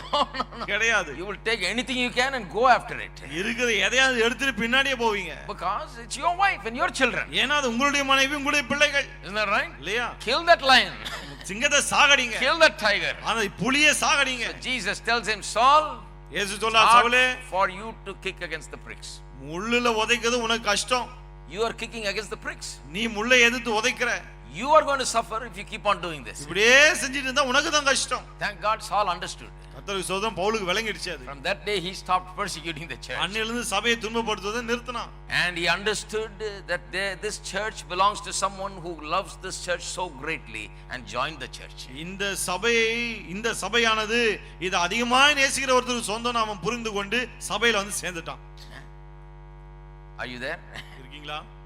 So fear is one thing that our wives must be protected from. ஆகவே பயம் என்ற இந்த ஒரு காரியத்திலிருந்து நம்முடைய மனைவிமார்கள் பாதுகாக்கப்பட வேண்டும். Must be protected from the fear of the husband. கணவனை குறித்த பயத்திலிருந்து பாதுகாக்கப்பட வேண்டும். She must feel that he is her security rather than her threat. அவள் தான் அச்சுறுத்தப்படுகிறதாக நினைக்க கூடாது, பாதுகாப்பா இருக்கிறேன் என்று எண்ண வேண்டும். Amen. Amen. Then when that fear of the husband is not there in the home will become like heaven on earth. கணவனை குறித்த பயம் குடும்பத்திலே இல்லாமல் போகும்போது தான் குடும்பம் பரலோகம் போல இருக்க ஆரம்பிக்கிறது. How many of you want a home like heaven? எத்தனை பேருக்கு பரலோகம் போன்ற ஒரு குடும்பம் வேண்டும்? That is why the Bible says in 1 Peter chapter 3 verse 7 we read, husbands live with your wife with knowledge. ஆகவேதான் 1 பேதுரு 3:7 நாம் வாசித்தோம், புருஷர்களே மனைவியோடு கூட அறிவோடு வாழுங்கள். How many of you think you are getting knowledge tonight? எத்தனை பேர் நினைக்கிறீங்க அறிவு உண்டாகுது நிக்கிறவங்க? There must not be 1 ounce of fear in the wife in order for the family to be a blessed family and a happy family and heaven on earth. There must not be 1 ounce of fear in the wife of the husband. குடும்பம் ஆசீர்வாதமாய் நன்றாய் குட்டி பரலோகம் போல இந்த உலகத்தில் இருக்க வேண்டும் சொன்னா மனைவிக்குள்ளே கணவனை குறித்து ஒரு துளி பயம் கூட இருக்க கூடாது. So we have heard about protection, but we have not heard about this. பாதுகாப்பு பற்றி கேள்விப்பட்டிருக்கோம், ஆனா இத பற்றி கேட்டதில்லை. First protect her from her fear of you. முதலாவது உங்களை குறித்து ஒரு பயம் இருக்கு, அதில இருந்து பாதுகாப்பு கொடுங்க. Bring that sense of serenity and calm and peace and joy and happiness in the home by standing there as a security, not as a threatening force. அச்சுறுத்தலாக அல்ல, பாதுகாப்பாக இருக்கிறது மூலமாய் குடும்பத்திலே நிம்மதி சமாதானமான ஒரு சூழ்நிலையை முதலாவது கொண்டு வாருங்கள். Secondly, இரண்டாவது, she must be protected from strife. அவள் இந்த போராட்டங்கள் அல்லது சண்டைகளிலிருந்து பாதுகாக்கப்பட வேண்டும். You know, strife is something that will destroy the family. இந்த சண்டை என்பது குடும்பத்தை அழிக்கக்கூடிய ஒன்று. Strife is a spirit really. இந்த சண்டை என்பது உண்மையிலே ஒரு ஆவி. It's an unclean thing that tries to destroy the family, your house. இது ஒரு அசுத்த ஆவி உங்களுடைய குடும்பத்தை உங்களுடைய வீட்டை அழிக்க பார்க்கிறது. It's something of a spirit, that an attitude, a spirit that comes in and just try to control the situation and flare it up. இது ஒரு ஆவியா இருந்து சூழ்நிலையை தன்னுடைய கட்டுப்பாட்டுக்குள்ளே கொண்டு வந்து இந்த சண்டையை அதிகமாய் தூண்டி விட முயற்சிக்கிறது. It's like a snake entering your house. இது எப்படின்னா வீட்டுக்குள்ள ஒரு பாம்பு நுழையிற மாதிரி. What would you do if a snake entered your house? ஒரு பாம்பு வீட்டுக்குள்ள நுழைந்தா என்ன செய்வீங்க? Immediately you will not sleep without killing that snake tonight. அந்த பாம்பை சாகடிக்காம ராத்திரி தூங்க போக மாட்டீங்க. You won't be telling your wife, let's sleep because it's 10:30 today, we'll take care of it tomorrow. மணி 10 ஆயிடுச்சு தூங்கிடுவோம் காலையில பாத்துக்கலாம் சொல்ல மாட்டீங்க. No. கிடையாது. You can't sleep. தூங்க முடியாது. You will wake up everybody from the next flat and from the next floor and downstairs. If you don't come and help me, you're going to get it in your house. அக்கம் பக்கத்து வீடு மேல் வீடு எல்லா வீட்லயும் எழுப்பி நீங்க வந்து உதவி செய்யலாம் உங்க வீட்டுக்குள்ள வந்துரும் சொல்லிடுவீங்க. And you cannot possibly go to sleep without killing the snake. அந்த பாம்பை சாகடிக்காம உங்களால் தூங்க போக முடியாது. Because if you slept, it will bite you. தூங்கிட்டீங்கன்னா உங்களை வந்து கடிச்சிரும் அது. That's why you kill it. ஆகவேதான் சாகடிக்கிறீர்கள். Strife must be looked upon as a snake. சண்டையை இப்படிதான் ஒரு பாம்பை பார்ப்பது போல பார்க்க வேண்டும். Because when it enters into a marriage, it's like a snake. It has come to destroy. It cannot wait till tomorrow to be solved. ஏன்னா திருமணத்துக்குள்ள நுழைஞ்சிச்சு சொன்னா ஒரு பாம்பை போலதான் இத நாளைக்கு தீர்த்துக்கலாம்னு சொல்லிட்டு அப்படியே விட கூடாது. You can't say that my father-in-law come brother, he will talk to him. மாமனார் வருவார் பிரதர், அவர் பேசிப்பாரு, விட்டுற கூடாது. This is the problem. இதான் பிரச்சனையே. Oh, my mother-in-law is coming, so she will talk. ஏன் மாமியார் வர்றாங்க, அவங்க பேசிப்பாங்க. They are going to have a panchayat. Panchayat கூட்டுறதுல நம்ம தேர்ந்தவங்க. Snake cannot wait for all the panchayat to happen. பாம்பு இந்த பஞ்சாயத்துக்கெல்லாம் காத்து இருக்காது. Snake will destroy you before the panchayat happens, before your father-in-law comes and mother-in-law comes. Panchayat கூட்டத்துக்கு முன்னாடி மாமனார் மாமியார் வரதுக்கு முன்னாடியே பாம்பு கொட்டிடும். Snake is in there. பாம்பு அங்க இருக்கு. Kill it. அதை சாகடிங்க. Strife is like a snake. சண்டை இந்த பாம்பை போன்றது.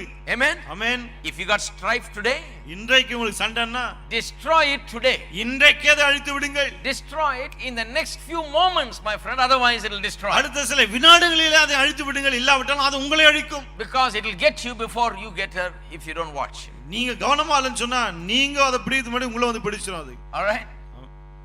The house must be protected. Protection means to protect it from strife. வீடு பாதுகாக்கப்பட வேண்டும். பாதுகாப்பும் போது சண்டையிலிருந்து பாதுகாக்கப்பட வேண்டும். Just like you would protect it from snakes and wild animals, you protect it from strife because it will destroy your children, your family, your everything. எப்படி பாம்பிடமிருந்து மிருக ஜீவனிலிருந்து காப்பாற்றுங்களோ அதே போல பாதுகாக்கணும், இல்லாவிட்டா குடும்பம் அழிந்து விடும். Children will be destroyed. பிள்ளைகள் அழிந்து விடுவார்கள். Peace will be gone. சமாதானம் போய்விடும். There will be no happiness. அங்க சந்தோஷமே இருக்காது. Because you have allowed day after day for the strife to continue. Every day you pick a little fight and fight and fight and fight and fight, and then it's over. ஏன்னா நாளாக இந்த சண்டை அப்படியே இருக்க அனுமதித்து விட்டீர்கள். ஒவ்வொரு நாளும் ஏதாவது ஒரு சண்டை, அது தீர்ந்த பாடே கிடையாது. Remember now. இப்போ ஞாபகம் If you வச்சுங்க. can't remember, write it and put it there somewhere. ஞாபகம் வச்சுக்க முடியலன்னா எழுதி எங்கேயாவது மாட்டி. Strife is a snake that must be killed immediately. சண்டை என்பது உடனடியாக கொல்லப்பட வேண்டிய ஒரு பாம்பு. Amen. ஆமென். Next thing. அடுத்தது, More than anything else, I think every wife in every home wants her husband to be the spiritual leader in the house and make the right spiritual choices.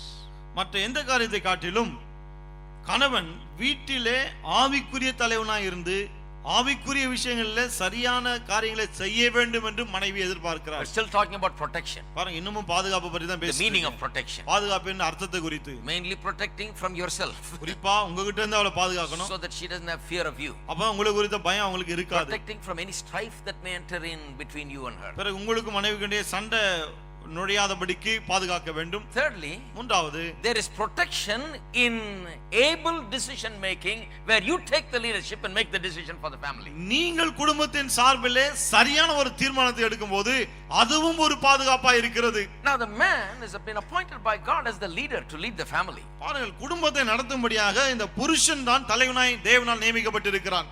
Especially spiritually he must lead. அதுவும் குறிப்பாக ஆவிக்குரிய விஷயங்களிலே அவன் வழி நடத்தி செல்ல In வேண்டும். everything he must lead. எல்லாவற்றிலும் வழி நடத்தணும். And particularly spiritually. அதுவும் குறிப்பா ஆவிக்குரிய விஷயத்துல அப்படி. But you know the way it happens among Christians, even among Christian believers, is that exactly the opposite way. They say, well, I'm very busy brother from morning till evening, my wife takes care of all the Bible ஆனா and prayer and all that. விசுவாசிகளை பாருங்க, ஆண்கள் என்ன சொல்றாங்க, காலையில இருந்து ராத்திரி வரைக்கும் நான் பிஸியா இருக்கேன் பிரதர், இந்த ஜெபம் வேத வாசிப்பு இதெல்லாம் என் மனைவி பாத்துக்கறாங்க. Spiritual department I have given to her. ஆவிக்குரிய டிபார்ட்மென்ட் என் மனைவி கிட்ட. I take this other department where I make the money, bread and bring it home. பணம் சம்பாதிக்கிற மற்ற காரியங்களை கொண்டு வர அந்த டிபார்ட்மென்ட் தான் என்னது? She makes all the spiritual decisions. ஆவிக்குரிய தீர்மானங்கள் அவங்க தான். You go to most churches, there will be more women than men. அநேக சபைக்கு போங்க, ஆண்களை விட பெண்கள் அதிகமா இருப்பாங்க. Not the case here, thank God for it. ஆனா இங்க அப்படி இல்ல, கர்த்தருக்கு ஸ்தோத்திரம். But in most cases it's like that. ஆனா அநேக இடங்கள் அப்படிதான் இருக்கு. You may say, well, men are tired and they go to work and they can't come to the service and all that. But you know, the basic reason is this: they leave the department to the wife. நீங்க சொல்லலாம் ஆண்கள் வேலைக்கு போறாங்க, களைப்பா இருப்பாங்க, இப்படி இப்படின்னு. அது கிடையாது. அடிப்படை காரணம் என்னன்னா ஆவிக்குரிய விஷயம் எல்லாம் மனைவிமார் அப்படி. And when a time comes to make the spiritual decisions, பிறகு ஆவிக்குரிய தீர்மானங்களை எடுக்கக்கூடிய நேரம் வரும்போது, I believe every decision is basically a spiritual one. பாருங்க, நான் என்ன நினைக்கிறேன், ஒவ்வொரு தீர்மானமும் அடிப்படையில ஆவிக்குரிய தீர்மானம் தான். Why? ஏன்? Because every decision must be made with the wisdom and the understanding and the knowledge that comes from God. ஏனென்றால் ஒவ்வொரு தீர்மானமும் தேவனிடத்திலிருந்து வரக்கூடிய அந்த ஞானம், அறிவு, விவேகத்தை கொண்டு எடுக்கப்பட வேண்டும். Every decision, whether it's financial decision at home or any other decision that must be taken, it is all spiritual. It arises from your relationship with God and knowing the things of God and the word of God. ஒவ்வொரு தீர்மானமும் பணத்தை குறித்தா இருந்தாலும் சரி, என்னத்தை குறித்தா இருந்தாலும் சரி, எல்லாமே தேவனிடத்திலிருந்து வரக்கூடிய அந்த ஞானத்தின் அடிப்படையிலே நாம் செய்ய வேண்டிய தீர்மானங்களா இருக்கிறது. That is why the husband must be a spiritual person and must be a leader in spiritual things. He must know more than his wife. ஆகவே தான் கணவன் ஆவிக்குரியவனாய் இருந்து மனைவியை விட இவன் நிறைய விஷயங்களை அறிந்து வைத்திருந்து ஆவிக்குரிய விஷயத்திலே வழி நடத்தக்கூடியவனா இருக்கணும். If your wife knows more about spiritual things than you are in big trouble, my friend. உங்களை விட மனைவிக்கு ஆவிக்குரிய விஷயங்கள் அதிகமா தெரியும்னு சொன்ன பிறகு உங்களுக்கு தான் பிரச்சனையே. If you have to call her up and say, well, what does the Bible say about this? மனைவிக்கு நீங்க ஃபோன் பண்ணி இத பத்தி பைபிள் என்ன சொல்லுது அப்படினு கேட்டிங்கனா, do you know anything about இத பத்தி ஏதாவது தெரியுமா உனக்கு? You better know about everything that has to do with your life and what the Bible says about it. உங்களுடைய வாழ்க்கை குறித்து வேதம் என்ன சொல்லுது என்பது குறித்து எல்லாமே நீங்கள் அறிந்து வைத்திருங்கள். It's good that your wife knows, but you better know it more deeply and more clearly, with more clarity and thoroughness. மனைவியை அறிந்து வைத்திருக்க நல்லது, ஆனால் நீங்கள் அதை குறித்து மிக ஆழமாய் மிக தெளிவாக விவரமா அறிந்து வைத்திருக்க வேண்டும். I'm sure I'm not saying that you can't take your wife's word for anything. அது மனைவியுடைய ஆலோசனை எதுக்குமே ஏற்றுக்கொள்ளவே கூடாது அப்படி சொல்ல வரல நான். Some wives know better in some things. சில விஷயங்கள் வந்து மனைவிமார்களுக்கு நல்லா தெரியும். If I wanted to take a tablet or something, I'll certainly ask my wife. ஒரு டேப்லெட் எடுக்கணும் நிச்சயமா என் மனைவி கிட்ட தான் கேட்பேன் நான். She knows medicine. ஏன்னா அவங்களுக்கு மருத்துவம் தெரியும். But I know the Bible. ஆனா எனக்கு பைபிள் தெரியும். So I don't go and ask her about this. இத பத்தி போய் கேக்குறது கிடையாது. She will ask me always about this. அவங்க தான் கேட்பாங்க எப்பவும் இத பற்றி. My children will ask me about this. என் பிள்ளைகள் இத பத்தி என்கிட்ட கேட்பாங்க. But I must know this. ஆனா இது எனக்கு தெரிந்திருக்க வேண்டும். To lead the home, not to be a preacher, to lead the home. பிரசங்கியாரா இருக்கிறதுக்கு அல்ல, குடும்பத்தை நடத்தி செல்ல. Sure, she knows some things better. ஆனா சில விஷயங்கள் அவங்களுக்கு நல்லா தெரியும், உண்மைதான் அது. In some homes, the wives do better in picking the clothes for the husband. சில குடும்பங்கள்ல மனைவிமார்கள் கணவனுக்கு நல்ல துணியெல்லாம் எடுத்து கொடுப்பாங்க. When they pick the clothes and when the wife picked it by just looking at them. அத பாக்கும்போது தெரியும் இது அவர் எடுத்த துணியா இல்ல மனைவி எடுத்து கொடுத்த துணியான்னு. Well, we'll stop with that, I think. So leave that to her. அது அவங்க கையில விட்டுருங்க. That's not a big thing, you see. அது ஒரு பெரிய விஷயம் இல்ல பாருங்க. But the thing is, basically you must be a leader. என்ன அடிப்படையில் நீங்கள் தலைவனா இருக்கணும். And unless you are connected with God in a relationship with God and know God's word, you will not be able to lead the family in the will of God, in the plan and purpose of God for the family. நீங்கள் தேவனோடு கூட ஒரு நல்ல உறவிலே ஐக்கியத்தோடு கூட இருந்து தேவனை அறிந்திராவிட்டால் பிறகு குடும்பத்தை நல்ல ஆவிக்குரிய விதத்திலே நல்ல தீர்மானம் எடுத்து தேவனுடைய சித்தத்தை அறிந்து அதிலே நடத்தி செல்ல முடியாது. You should be able to tell the children very clearly what is right and what is wrong. பிள்ளைகளுக்கு நீங்க தெளிவா சொல்ல தெரியணும் எது தவறு எது சரி அப்படினு. There is a protection in that. அதிலே ஒரு பாதுகாப்பு இருக்கிறது. The children in your home must never say, well, I don't know if doing this is right or wrong. வீட்ல இருக்கிற பிள்ளைங்க ஒருபோதும் இத செய்து சரியா தப்பான்னு எனக்கு தெரியாதுன்னு சொல்லவே கூடாது. You must take the leadership. அந்த தலைமையை நீங்க தான் எடுத்துக்கொள்ளணும். You must lead in spiritual things. ஆவிக்குரிய காரியங்களை நீங்கள் வழிநடத்த வேண்டும். If you get up Sunday morning, ஞாயிற்றுக்கிழமை காலையில நீங்க எழுந்து, and if you ask the wife and children, hey, do you all feel like going to church today? மனைவி பிள்ளைகளை பார்த்து என்ன இன்னைக்கு சபைக்கு போலாமா வேணாமா எப்படி இருக்கு அப்படினு கேட்டா, then you already got a problem, my friend. உங்களுக்கு ஏற்கனவே பிரச்சனை இருக்குன்னு அர்த்தம். But if in your home your wife and children get ready and are waiting for you, because you know that wherever you are in the world, Sunday morning you get up and go to church, they know that from you are doing pretty good. ஞாயிற்றுக்கிழமை காலையில எங்க இருந்தாலும் நீங்க கோயிலுக்கு போவீங்கன்னு மனைவிக்கும் பிள்ளைக்கும் தெரிஞ்சா நல்லா தான் தட்டுங்க. விளங்கிட்டு கோயிலுக்கு இன்னைக்கு போகாம இருந்திரலாமான்னு கேட்கிற வாய்ப்பே இல்ல, இருக்காது, என் வீட்டுல இருக்காது அப்படிங்கறத நீங்க சொன்னா போதாது, செய்து காட்டு. See, this is the problem. இதான் பிரச்சனையே. You see, when we talk about leadership, தலைமை குறித்து நான் பேசும்போது, even in the world when they talk about leadership, in the business schools when they talk about leadership, they talk about leadership as something that is exemplified by you, otherwise you cannot lead. இந்த ஸ்கூல்ஸ்ல கூட இந்த தலைமை பொறுப்பை குறித்து கற்றுக் கொடுக்கும்போது என்ன சொல்றாங்க, தலைமை பொறுப்பு எது சும்மா பேச்சு கிடையாது, நீங்கள் செயலினாலே செய்து காண்பிக்க A வேண்டும். leader is not one who says, do these 10 things, here it is. தலைவன் சொன்னா இந்த 10 காரியங்கள் இருக்கு இதை செஞ்சு முடிங்கன்னு சொல்றவன் கிடையாது. No, a leader is one who stands there and he does it and people see it and they follow it. தலைவன் என்ன, அவன் நின்று அவன் காரியங்களை செய்கிறான், மக்கள் அதை பார்த்துட்டு அவன் பின்னாடியே போறாங்க. He is the example to them of how things to be done. காரியங்கள் எவ்வாறு செய்யப்பட வேண்டும் என்பதற்கு அவன் தான் அவருடைய முன்மாதிரி. So in going to church, the husband is the example. ஆகவே சபைக்கு செல்வதிலே கணவன் தான் முன்மாதிரி. Reading the Bible and praying, the husband is the example. வேதத்தை வாசிப்பதிலே ஜெபிப்பதிலே கணவன் தான் மாதிரி. In living the right kind of life, the husband is the responsible. சரியான வாழ்க்கை வாழ்வதிலே கணவன் தான் முன்மாதிரி. You can't tell your son and daughter and everybody, do this and don't do that and all that, and you be doing all kinds of nonsense. உங்களுடைய மகன் மகளை பார்த்து நீ இதை செய்யக்கூடாது அதை செய்யக்கூடாதுன்னு சொல்லிட்டு நீங்களே கண்ட காரியத்தை செஞ்சுட்டு இருக்க முடியாது. A lot of men cannot say that to their wife and children because they themselves are living a wrong kind of life. They have no moral authority in their home to stand up and say, this is what is right and that's wrong. நிறைய ஆண்கள் தங்கள் குடும்பத்தில் எழுந்து நின்று இதுதான் சரி இது தவறு என்று சொல்லக்கூடிய ஒரு அதிகாரம் அவங்களுக்கு இல்லை. ஏன்னா அவர்களே அப்படி செய்கிறது கிடையாது. செய்யறது இல்லாதனால ஒரு சன்மார்க்க ரீதியில ஒரு அதிகாரம் இல்லாமற் போய்விடுது.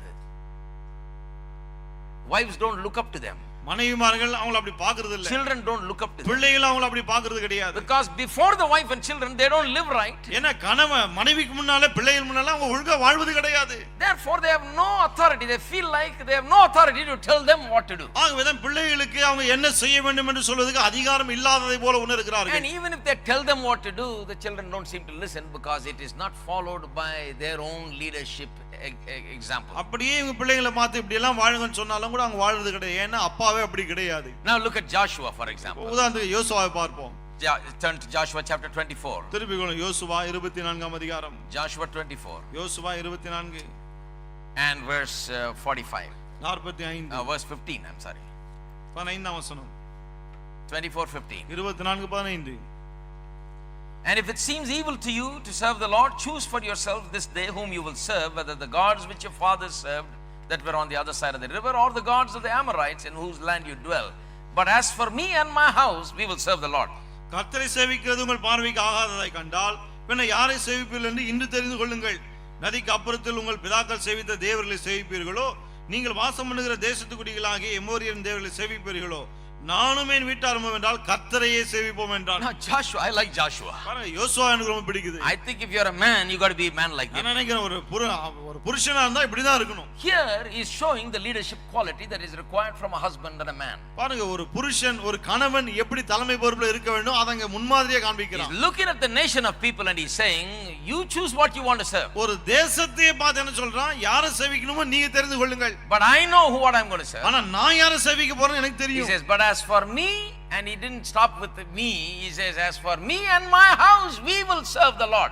நான் என்று ஆரம்பித்துட்டு அவனோட நிறுத்திக்கல, நானும் என் வீட்டாரும் என்றால் கர்த்தரையே சேவிப்போன்றான். He knows what the house will serve. அவனுக்கு தெரியுது வீட்டார் என்ன சேவிப்பார்கள். He won't be serving one thing and the house another thing and a wife another thing and the children another thing. இவன் ஒரு தெய்வத்தையும் கணவனும் மனைவியும் பிள்ளைகளும் இன்னொரு தெய்வத்தையும் சேவிக்க மாட்டான்னு அவனுக்கு தெரியும். He says, as for me and my house, we will serve the Lord. என்ன சொல்றான், நானும் என் வீட்டாரும் என்றால் கர்த்தரையே சேவிப்போம். I have made the decision what my children will serve and what my family will serve. என் பிள்ளைகள் யாரை சேவிப்பார்கள், குடும்பம் யாரை சேவிக்கொண்டு நான் தீர்மானம் எடுத்துட்டேன்றான். No wonder God loved this man, and when he needed a commander and a president for the people of Israel, he said, Joshua, that's the man. ஆகவே தான் பாருங்க இஸ்ரவேல் தேசத்துக்கு ஒரு தளபதி ஒரு தலைவன் தேவைப்பட்ட போது ஆண்டவர் யோசுவா இருக்கான்னு கை நீட்டுறார். Here is a leader. இங்க ஒரு தலைவன் இருக்கிறான். Because he knows how to run his family. ஏன்னா குடும்பத்தை எப்படி நடத்துதுன்னு அவனுக்கு தெரியும். He says, as for me and my house, we will serve the Lord. சொல்ல நானும் என் வீட்டாரும் கர்த்தரையே சேவிப்போம். Everybody say that. எல்லாரும் சொல்லுவோம். As for me and my house, நானும் என் வீட்டாரும் we will serve the Lord. கர்த்தரையே சேவிப்போம். Every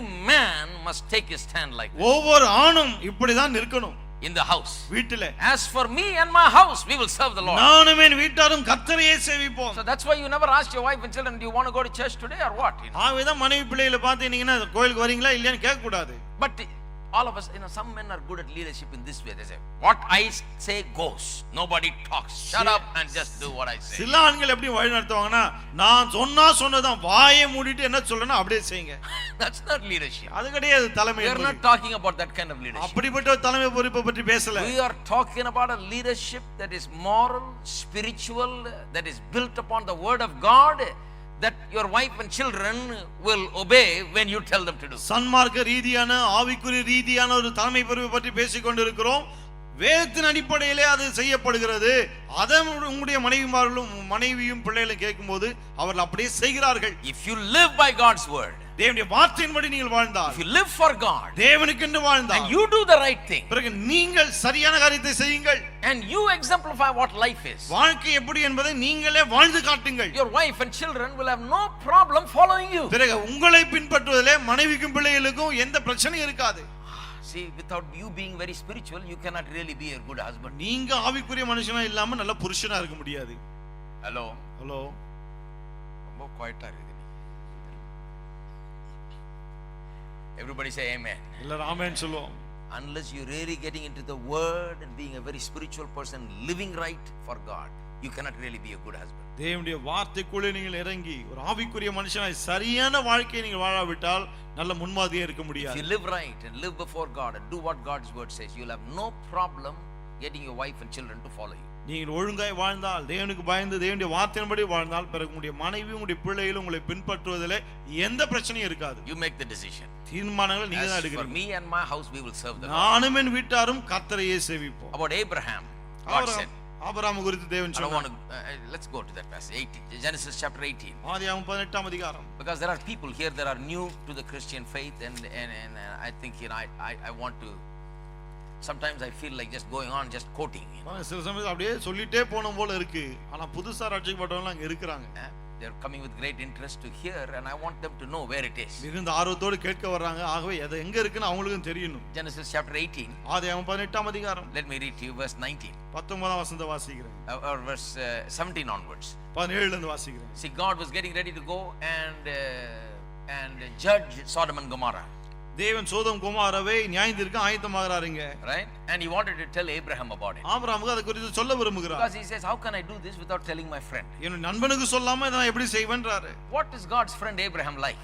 ஆபிரகாம் தேவனுடைய நண்பனாகிய ஆபிரகாம் எப்படிப்பட்டவன்? Listen to this. கவனிங்க. The Lord said, shall I hide from Abraham what I'm doing? கர்த்தர் நான் செய்ய போகிறதை ஆபிரகாமுக்கு மறைப்பேனோ? Since Abraham shall surely become a great and mighty nation, and all the nations of the earth shall be blessed in him.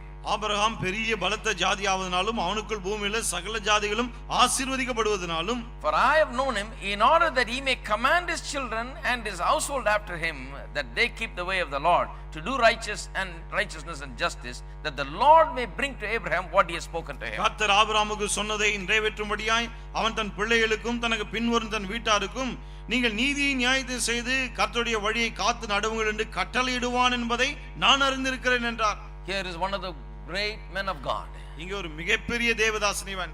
God takes him and uses him. தேவன் அவனை எடுத்து பயன்படுத்துகிறார். One good very positive quality about Abraham is this. Abraham குறித்து ஒரு நல்ல முற்போக்கான காரியம் என்னன்னா, he says that he will command his children. God saw this man's heart, that he will command his children and his household after him, that they will keep the way of the Lord and to do righteousness and justice. தன்னுடைய பிள்ளைகளுக்கும் தனக்கு பின்வரும் தன் வீட்டாருக்கும் நீங்கள் நீதி நியாயத்தை செய்து கர்த்தருடைய வழியிலே காத்து நடவுங்கள் என்று கட்டளையிடுவான் என்று தேவன் அறிந்திருந்தார். Didn't say Abraham's wife Sarah will do it. அவருடைய மனைவியாக சாராவது செய்வான் சொல்லல. Abraham will do it. Abraham செய்வான். God says, I hold you responsible. தேவன் சொல்றார், நீதான் அதுக்கு பொறுப்பாளி. You teach your children. நீ உன் பிள்ளைகளுக்கு கற்றுக் கொடு. You instruct them the ways of the Lord. நீ அவருக்கு கர்த்தருடைய வழியை கற்றுக் கொடு. God says he's going to be blessed because of this quality. தேவன் சொல்றார், இந்த குணத்தின் நிமித்தம் அவன் ஆசீர்வதிக்கப்பட போகிறான். Do you know that God is interested in blessing you? தேவன் உங்களை ஆசீர்வதிப்பதில் ஆர்வமா இருக்கார் தெரியுமா உங்களுக்கு? And I will tell you today that God is interested in blessing you more abundantly if you are such a person that will teach your children the ways of the Lord. கர்த்தருடைய வழிகளை உங்கள் பிள்ளைகளுக்கு போதிக்கக்கூடிய ஆளாய் நீங்கள் இருப்பீர்கள் என்று சொன்னால் தேவன் உங்களை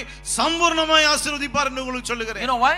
ஏன் தெரியுமா? Because God will get all the glory. ஏனென்றால் எல்லா மகிமையும் தேவனுக்கு கிடைக்கும். God is interested in the godly seed. தேவ பக்தியுள்ள சந்ததியில தான் தேவன் விரும்புகிறார். You may not think very much about your seed and your generations after you. உங்களுடைய சந்ததி பின்வரும் மக்கள் இத பற்றிலாம் நீங்க அதிகமா நினைக்காம இருக்கலாம். I remember one man saying to me some years ago. எனக்கு ஞாபகம் இருக்கு, பல வருஷத்துக்கு முன்னாடி ஒரு ஆள் என்கிட்ட சொன்னாரு, இந்த காலத்துல இந்த பசங்க இதெல்லாம் யோசிக்க கூடாதுங்க, நம்ம வரைக்கும் சாப்பிட்டுட்டு போய் சேரணும். என்ன தரிசனம் பாருங்க. What a vision. என்ன ஒரு தரிசனம் அவருக்கு. In Christian church, he is a Pentecostal believer. He is saying, கிறிஸ்தவ சபையில பெந்தகோஸ்து சபையில விசுவாசி அவர். He is saying this. அவர் சொல்றார், he is just living for himself and he is going to die, he says. தனக்காக மட்டும் வாழ்ந்து சாக போறாராம். Because children and all they don't take care of ஏன்னா parents these days. பிள்ளைகளை பெற்றோர் இந்த காலத்துல கவனிக்கிறதே கிடையாது. Why they don't take care is because you never took care. ஏன் கவனிக்கிறதுல நீங்க கவனிக்கல அவங்கள. If you take care, they will take care. நீங்க நல்லா கவனிச்சா அவங்களும் கவனிப்பாங்க.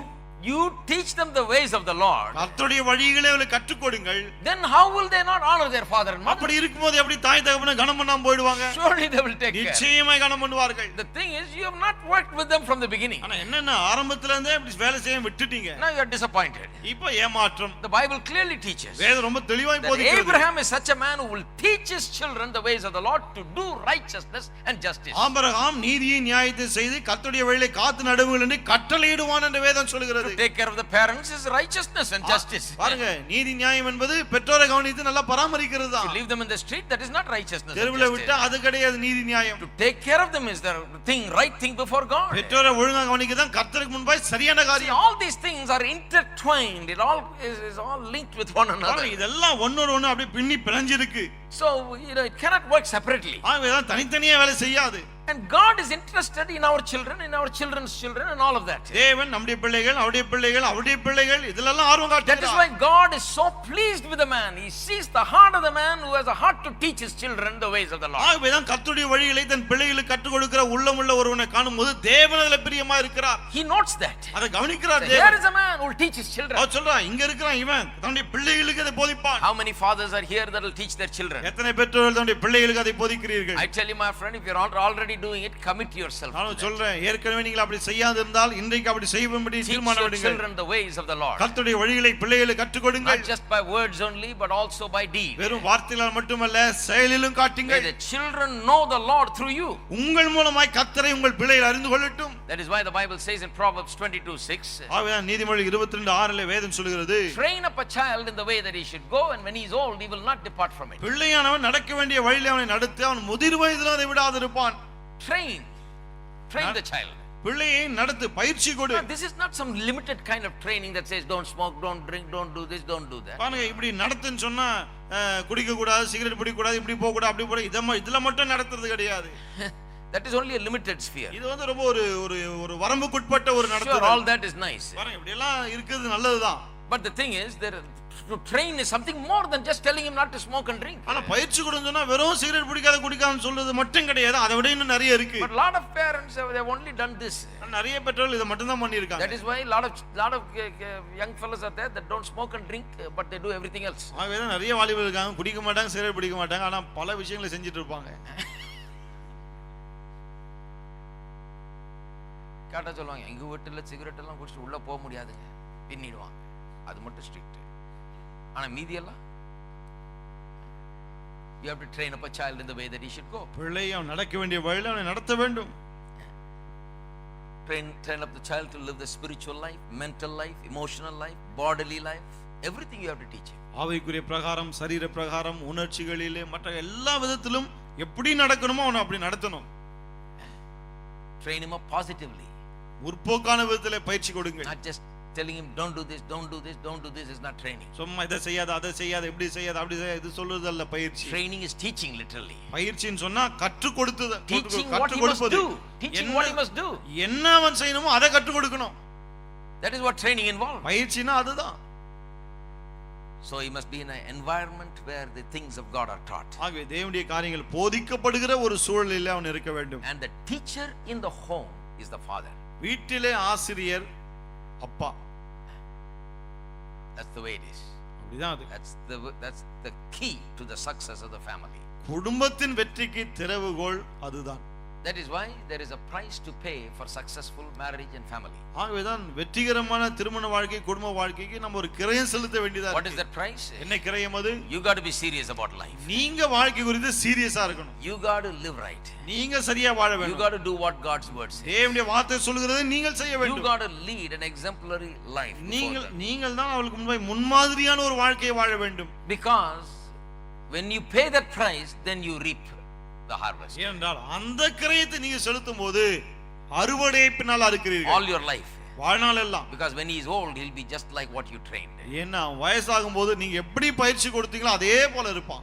If you don't pay the price, ஆனா அந்த கிரயத்தை நீங்கள் செலுத்தாமல் போனால், if you don't want to pay the price, கிரயத்தை செலுத்த விரும்பவில்லை என்றால், and you want to live your own life and have fun, உங்க இஷ்டத்துக்கு நீங்க வாழ்ந்து ஜாலியா இருப்பேன்னு சொன்னா, don't care about the family, குடும்பத்தை பற்றி அக்கறை இல்லைன்னா, don't take your responsibility, பொறுப்புகளை ஒழுங்கா செய்யலன்னா, you're not paying the price. நீங்க கிரயத்தை செலுத்தவில்லை. But I guarantee you, you will pay the price later on. ஆனா நிச்சயமா சொல்றேன், பிற்பாடு அந்த கிரயத்தை செலுத்த வேண்டியிருக்கும். Later on you'll be paying the price by going everywhere and saying, please pray for my children, brother. பிற்பாடு எல்லாத்தையும் போய் சொல்லிட்டு, தயவு செய்து பிள்ளைக்காக ஜெபம் பண்ணுங்க brother. You'll have to write postcards all over the world. உலகம் எங்கும் போஸ்ட் கார்டு எழுதி போடணும். Call up evangelists everywhere in the world. உலகத்துல எல்லா சுவிசேஷருக்கும் ஃபோன் பண்ணணும். Please pray for a miracle, brother. தயவு செய்து அற்புதத்துக்காக ஜெபம் பண்ணுங்க for பிரதர். my son. என் மகனுக்கு அற்புதம் நடக்கணும். Drinking every day. ஒவ்வொரு நாளும் Doing குடிக்கிறான். this every. ஒவ்வொரு நாளும் இத பண்றான். You see, there is a price to pay. செலுத்த கிரயம் இருக்கிறது. Not only in the future there is a price to pay. எதிர்காலத்துல கிரயம் கொடுக்கிறது மட்டும் இல்ல. You also pay a price currently in your family because things go wrong there and there is no happiness and peace. நிகழ்காலத்திலும் குடும்ப கிரயம் செலுத்தணும். ஏன்னா குடும்பத்துல நிம்மதி இல்ல, சந்தோஷம் கிடையாது, எல்லாம் சரியில்லாம இருக்கு. Without paying the price there is nothing. கிரயம் செலுத்தாம எதுவுமே கிடையாது. The price is a dedicated life for God. கிரயம் என்பது என்ன? தேவனுக்கென்று நீங்கள் உங்களை அர்ப்பணித்து வாழ்வது. Commitment to God. தேவனுக்கென்று அர்ப்பணிப்பது. To live by his word. அவருடைய வார்த்தையின்படி வாழ்வேன். To do what God's word says. தேவனுடைய வார்த்தை சொல்வதை செய்வேன். To know what God says and to do what God says. தேவன் சொல்வதை நான் அறிந்து அதன்படியே செய்வேன். Amen. Amen. Even a pastor is like a father. ஒரு பாஸ்டர் கூட அப்பா போலதான். Like being a father. ஒரு அப்பாவு போல இருக்கிறார். Just like I say, as for me and my house we will serve the Lord, I say, as for me and my church we will serve the Lord. நானும் என் வீட்டாரும் கர்த்தரை சேவிப்போம் என்று சொல்வது போல நானும் என் சபையாரும் கர்த்தரையே சேவிப்போம். That is how God has placed the pastor. தேவன் அப்படிதான் ஒரு போதகரை நியமித்திருக்கிறார். If you're coming here, you shouldn't have any doubt about what is right and what is wrong about the basic things in life. நீங்க இங்க வரீங்கன்னு சொன்னா வாழ்க்கையின் அடிப்படை காரியங்கள் குறித்து எது சரி எது தவறுன்ற சந்தேகமே இருக்க கூடாது. You have no doubts about what is most important. எது ரொம்ப முக்கியம் அதுல சந்தேகம் இருக்க கூடாது. Because this is what is being taught all the time here. ஏன்னா இதுதான் எப்போதும் இங்கே போதிக்கப்படுகிறது. Purposefully we are coming and inculcating these things and putting these things in the hearts and minds of people. இதைதான் நான் மக்களுடைய மனதிலே ஒவ்வொரு முறை இங்கே வந்து மக்களுடைய மனதிலே போட்டுக்கொண்டே இருக்கிறேன். Amen. Amen. You know what is right. உங்களுக்கு தெரியும் எது சரின்னு. That's the way the home must be. குடும்பமும் அப்படிதான் இருக்கணும். The children must know what is right. பிள்ளைகளுக்கு தெரியும் எது சரி என்று. Because they are always hearing you and they are always seeing you. ஏண்டா எப்போதும் உங்களுடைய வார்த்தை கேட்கிறார்கள், எப்போதும் உங்களை பார்த்து கொண்டிருக்கிறார்கள். This is one way to protect your family, your குடும்ப wife and children. உங்களுடைய மனைவி பிள்ளைகளை பாதுகாக்கிறது இதுவும் ஒரு வழி. When you be the leader, there is protection in that leadership. நீங்கள் தலைவனாய் இருக்கும்போது அந்த தலைமை பொறுப்பிலே ஒரு பாதுகாப்பு இருக்கிறது. All right. We have to quit with this today. இன்னைக்கு இதோட நிறுத்துவோம். We'll continue next week. அடுத்த வாரம் தொடருவோம். We will talk about praising and prayer and proclaiming the promises. புகழ்வது, ஜெபிப்பது, வாக்குத்தத்தங்களை அறிவிப்பது, இத பற்றி எல்லாம் பார்ப்போம். Very interesting. ரொம்ப நல்லா இருக்கும். Why? ஏன்? Because it has to do with our life. ஏன்னா இது நம்முடைய வாழ்க்கையோடு Let's stand up சம்பந்தப்பட்டது. together. நம்ம எல்லாரும் எழுந்து நிற்போம். We can go and put it to practice. நாம் சென்று இதை நம்முடைய வாழ்க்கையிலே நடைமுறை கொண்டு You வருவோம். can start right now. இப்போதே ஆரம்பிச்சிடலாம். Amen. Amen. Lift up your hands and say, கரங்களை உயர்த்தி சொல்லுங்க. as for me and my house, நானும் என் வீட்டாரும் we will serve the Lord. கர்த்தரையே சேவிப்போம். We will serve the Lord. கர்த்தரையே சேவிப்போம். See, unless you take a decision like that, இப்படிப்பட்ட ஒரு தீர்மானத்தை நீங்க எடுக்கலன்னு make a சொன்னா, stand like that, இப்படி ஒரு நிலையில இல்லன்னு சொன்னா, and commit yourself to live for that, இதற்கு இப்படிதான் வாழ்வேன் அர்ப்பணிக்கவில்லை you என்றால் cannot have a successful family. வெற்றிகரமான குடும்பம் இருக்க முடியாது. Amen. Amen. But if you commit yourself to that 100%, ஆனா you will have a successful family. 100% இப்படி அர்ப்பணிக்கும் போது குடும்பம் வெற்றிகரமா இருக்கும். Amen. ஆமென். Let's pray. நாம் ஜெபிப்போம். Loving Heavenly Father, அன்பின் பரலோக பிதாவே, in the name of Jesus we come. இயேசுவின் நாமத்திலே உம்முடைய வருகிறோம். Thank you, Lord, for your word. தாவே உம்முடைய வார்த்தைக்காக You ஸ்தோத்திரம். see every heart, ஒரு உள்ளத்தை நீர் காண்கிறீர். just like you saw Abraham's heart that he was willing to teach his children. Abraham தன் பிள்ளைகளுக்கு போதிக்க ஆயத்தமா இருந்தான் என்று அவனுடைய உள்ளத்தை கண்டீரே. You are pleased with that. அதை கண்டு நீர் பிரியப்பட்டீரே. And so we today put it in our heart as our purpose and mission in this life to teach our children and our wives. அதே போல இந்த வாழ்க்கையில எங்களுடைய மனைவிமார்களுக்கு பிள்ளைகளுக்கு போதிப்பதே எங்கள் வாழ்க்கையின் லட்சியம் என்பதை எங்கள் உள்ளத்திலே நாங்கள் By வைக்கிறோம். word and by deed, வார்த்தையினாலும் செயலினாலும் so that a godly seed may be raised up, அதன் மூலமாய் தேவ பக்தியில சந்ததி எழுப்பப்படட்டும். so that the glory of God may fill this whole earth, அதன் மூலமாய் தேவ மகிமை இந்த முழு பூமியை நிரப்பட்டும். so that there will be successful families. மூலமாய் வெற்றிகரமான குடும்பங்கள் உருவாகட்டும். We bless each family here. ஒவ்வொரு குடும்பத்தையும் நாங்கள் May ஆசீர்வதிக்கிறோம். they thrive and flourish in the name of Jesus. இயேசுவின் நாமத்தில் அவர்கள் தழைத்தோங்கட்டும். As the word goes in and works in their hearts, may there be joy and happiness and unity and harmony. வார்த்தையுடைய உள்ளத்தில் சென்று கிரியை செய்யும்போது சந்தோஷம், சமாதானம், ஒற்றுமை குடும்பங்களிலே உண்டாவதாக. In Jesus' name we pray. இயேசுவின் நாமத்தில் ஜெபிக்கிறோம். Amen. Amen. Let's sing this song and then we'll இந்த பாடலை பாடுவோம், பிறகு நாம் கலந்து செல்லலாம்.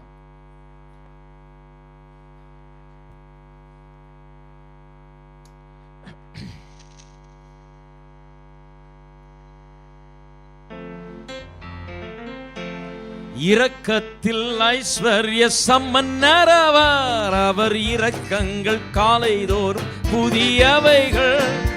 இரக்கத்தில் ஐஸ்வர்ய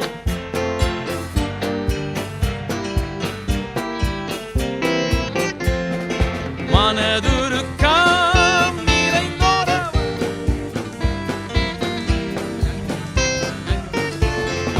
மனதுருக்கம் நிறைந்தோரவர், மன்னிப்பில் தயை பெருத்தோரவர்.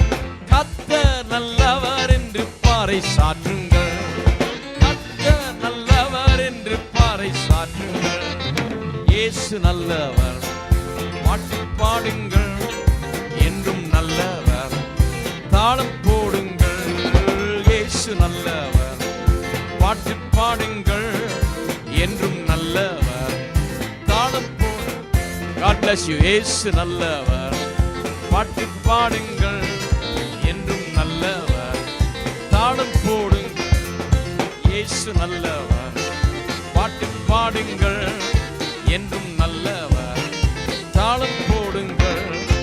ஆனந்த கீதங்கள் பாடிடுங்கள், ஆண்டவர் இயேசுவை உயர்த்திடுங்கள். ஆனந்த கீதங்கள் பாடிடுங்கள், ஆண்டவர் இயேசுவை உயர்த்திடுங்கள். இயேசு நல்லவர், பாட்டு பாடுங்கள், என்றும் நல்லவர். இயேசு நல்லவர், பாட்டு பாடுங்கள், என்றும் நல்லவர். இரக்கத்தில் ஐஸ்வர்ய சம்பன்னரவர், அவர் இரக்கங்கள் காலைதோறும் புதியவைகள். இரக்கத்தில் ஐஸ்வர்ய சம்பன்னரவர், அவர் இரக்கங்கள் காலைதோறும் புதியவைகள். மனதுருக்கம் நிறைந்தோரவர், மன்னிப்பில் தயை பெருத்தோரவர். மனதுருக்கம் நிறைந்தோரவர், மன்னிப்பில் தயை பெருத்தோரவர். கர்த்தர் நல்லவர் என்று பறைசாற்றுங்கள், கர்த்தர் நல்லவர் என்று பறைசாற்றுங்கள். இயேசு நல்லவர், பாட்டு பாடுங்கள், என்றும் நல்லவர், தாளம் போடுங்கள். இயேசு நல்லவர், பாட்டு பாடுங்கள், என்றும் நல்லவர், தாளம் போடுங்கள். இயேசு நல்லவர், பாட்டு பாடுங்கள், என்றும் நல்லவர். இயேசு நல்லவர், பாட்டு பாடுங்கள், என்றும் நல்லவர், தாளம் போடுங்கள். இயேசு நல்லவர், பாட்டு பாடுங்கள், என்றும் நல்லவர், தாளம் போடுங்கள்.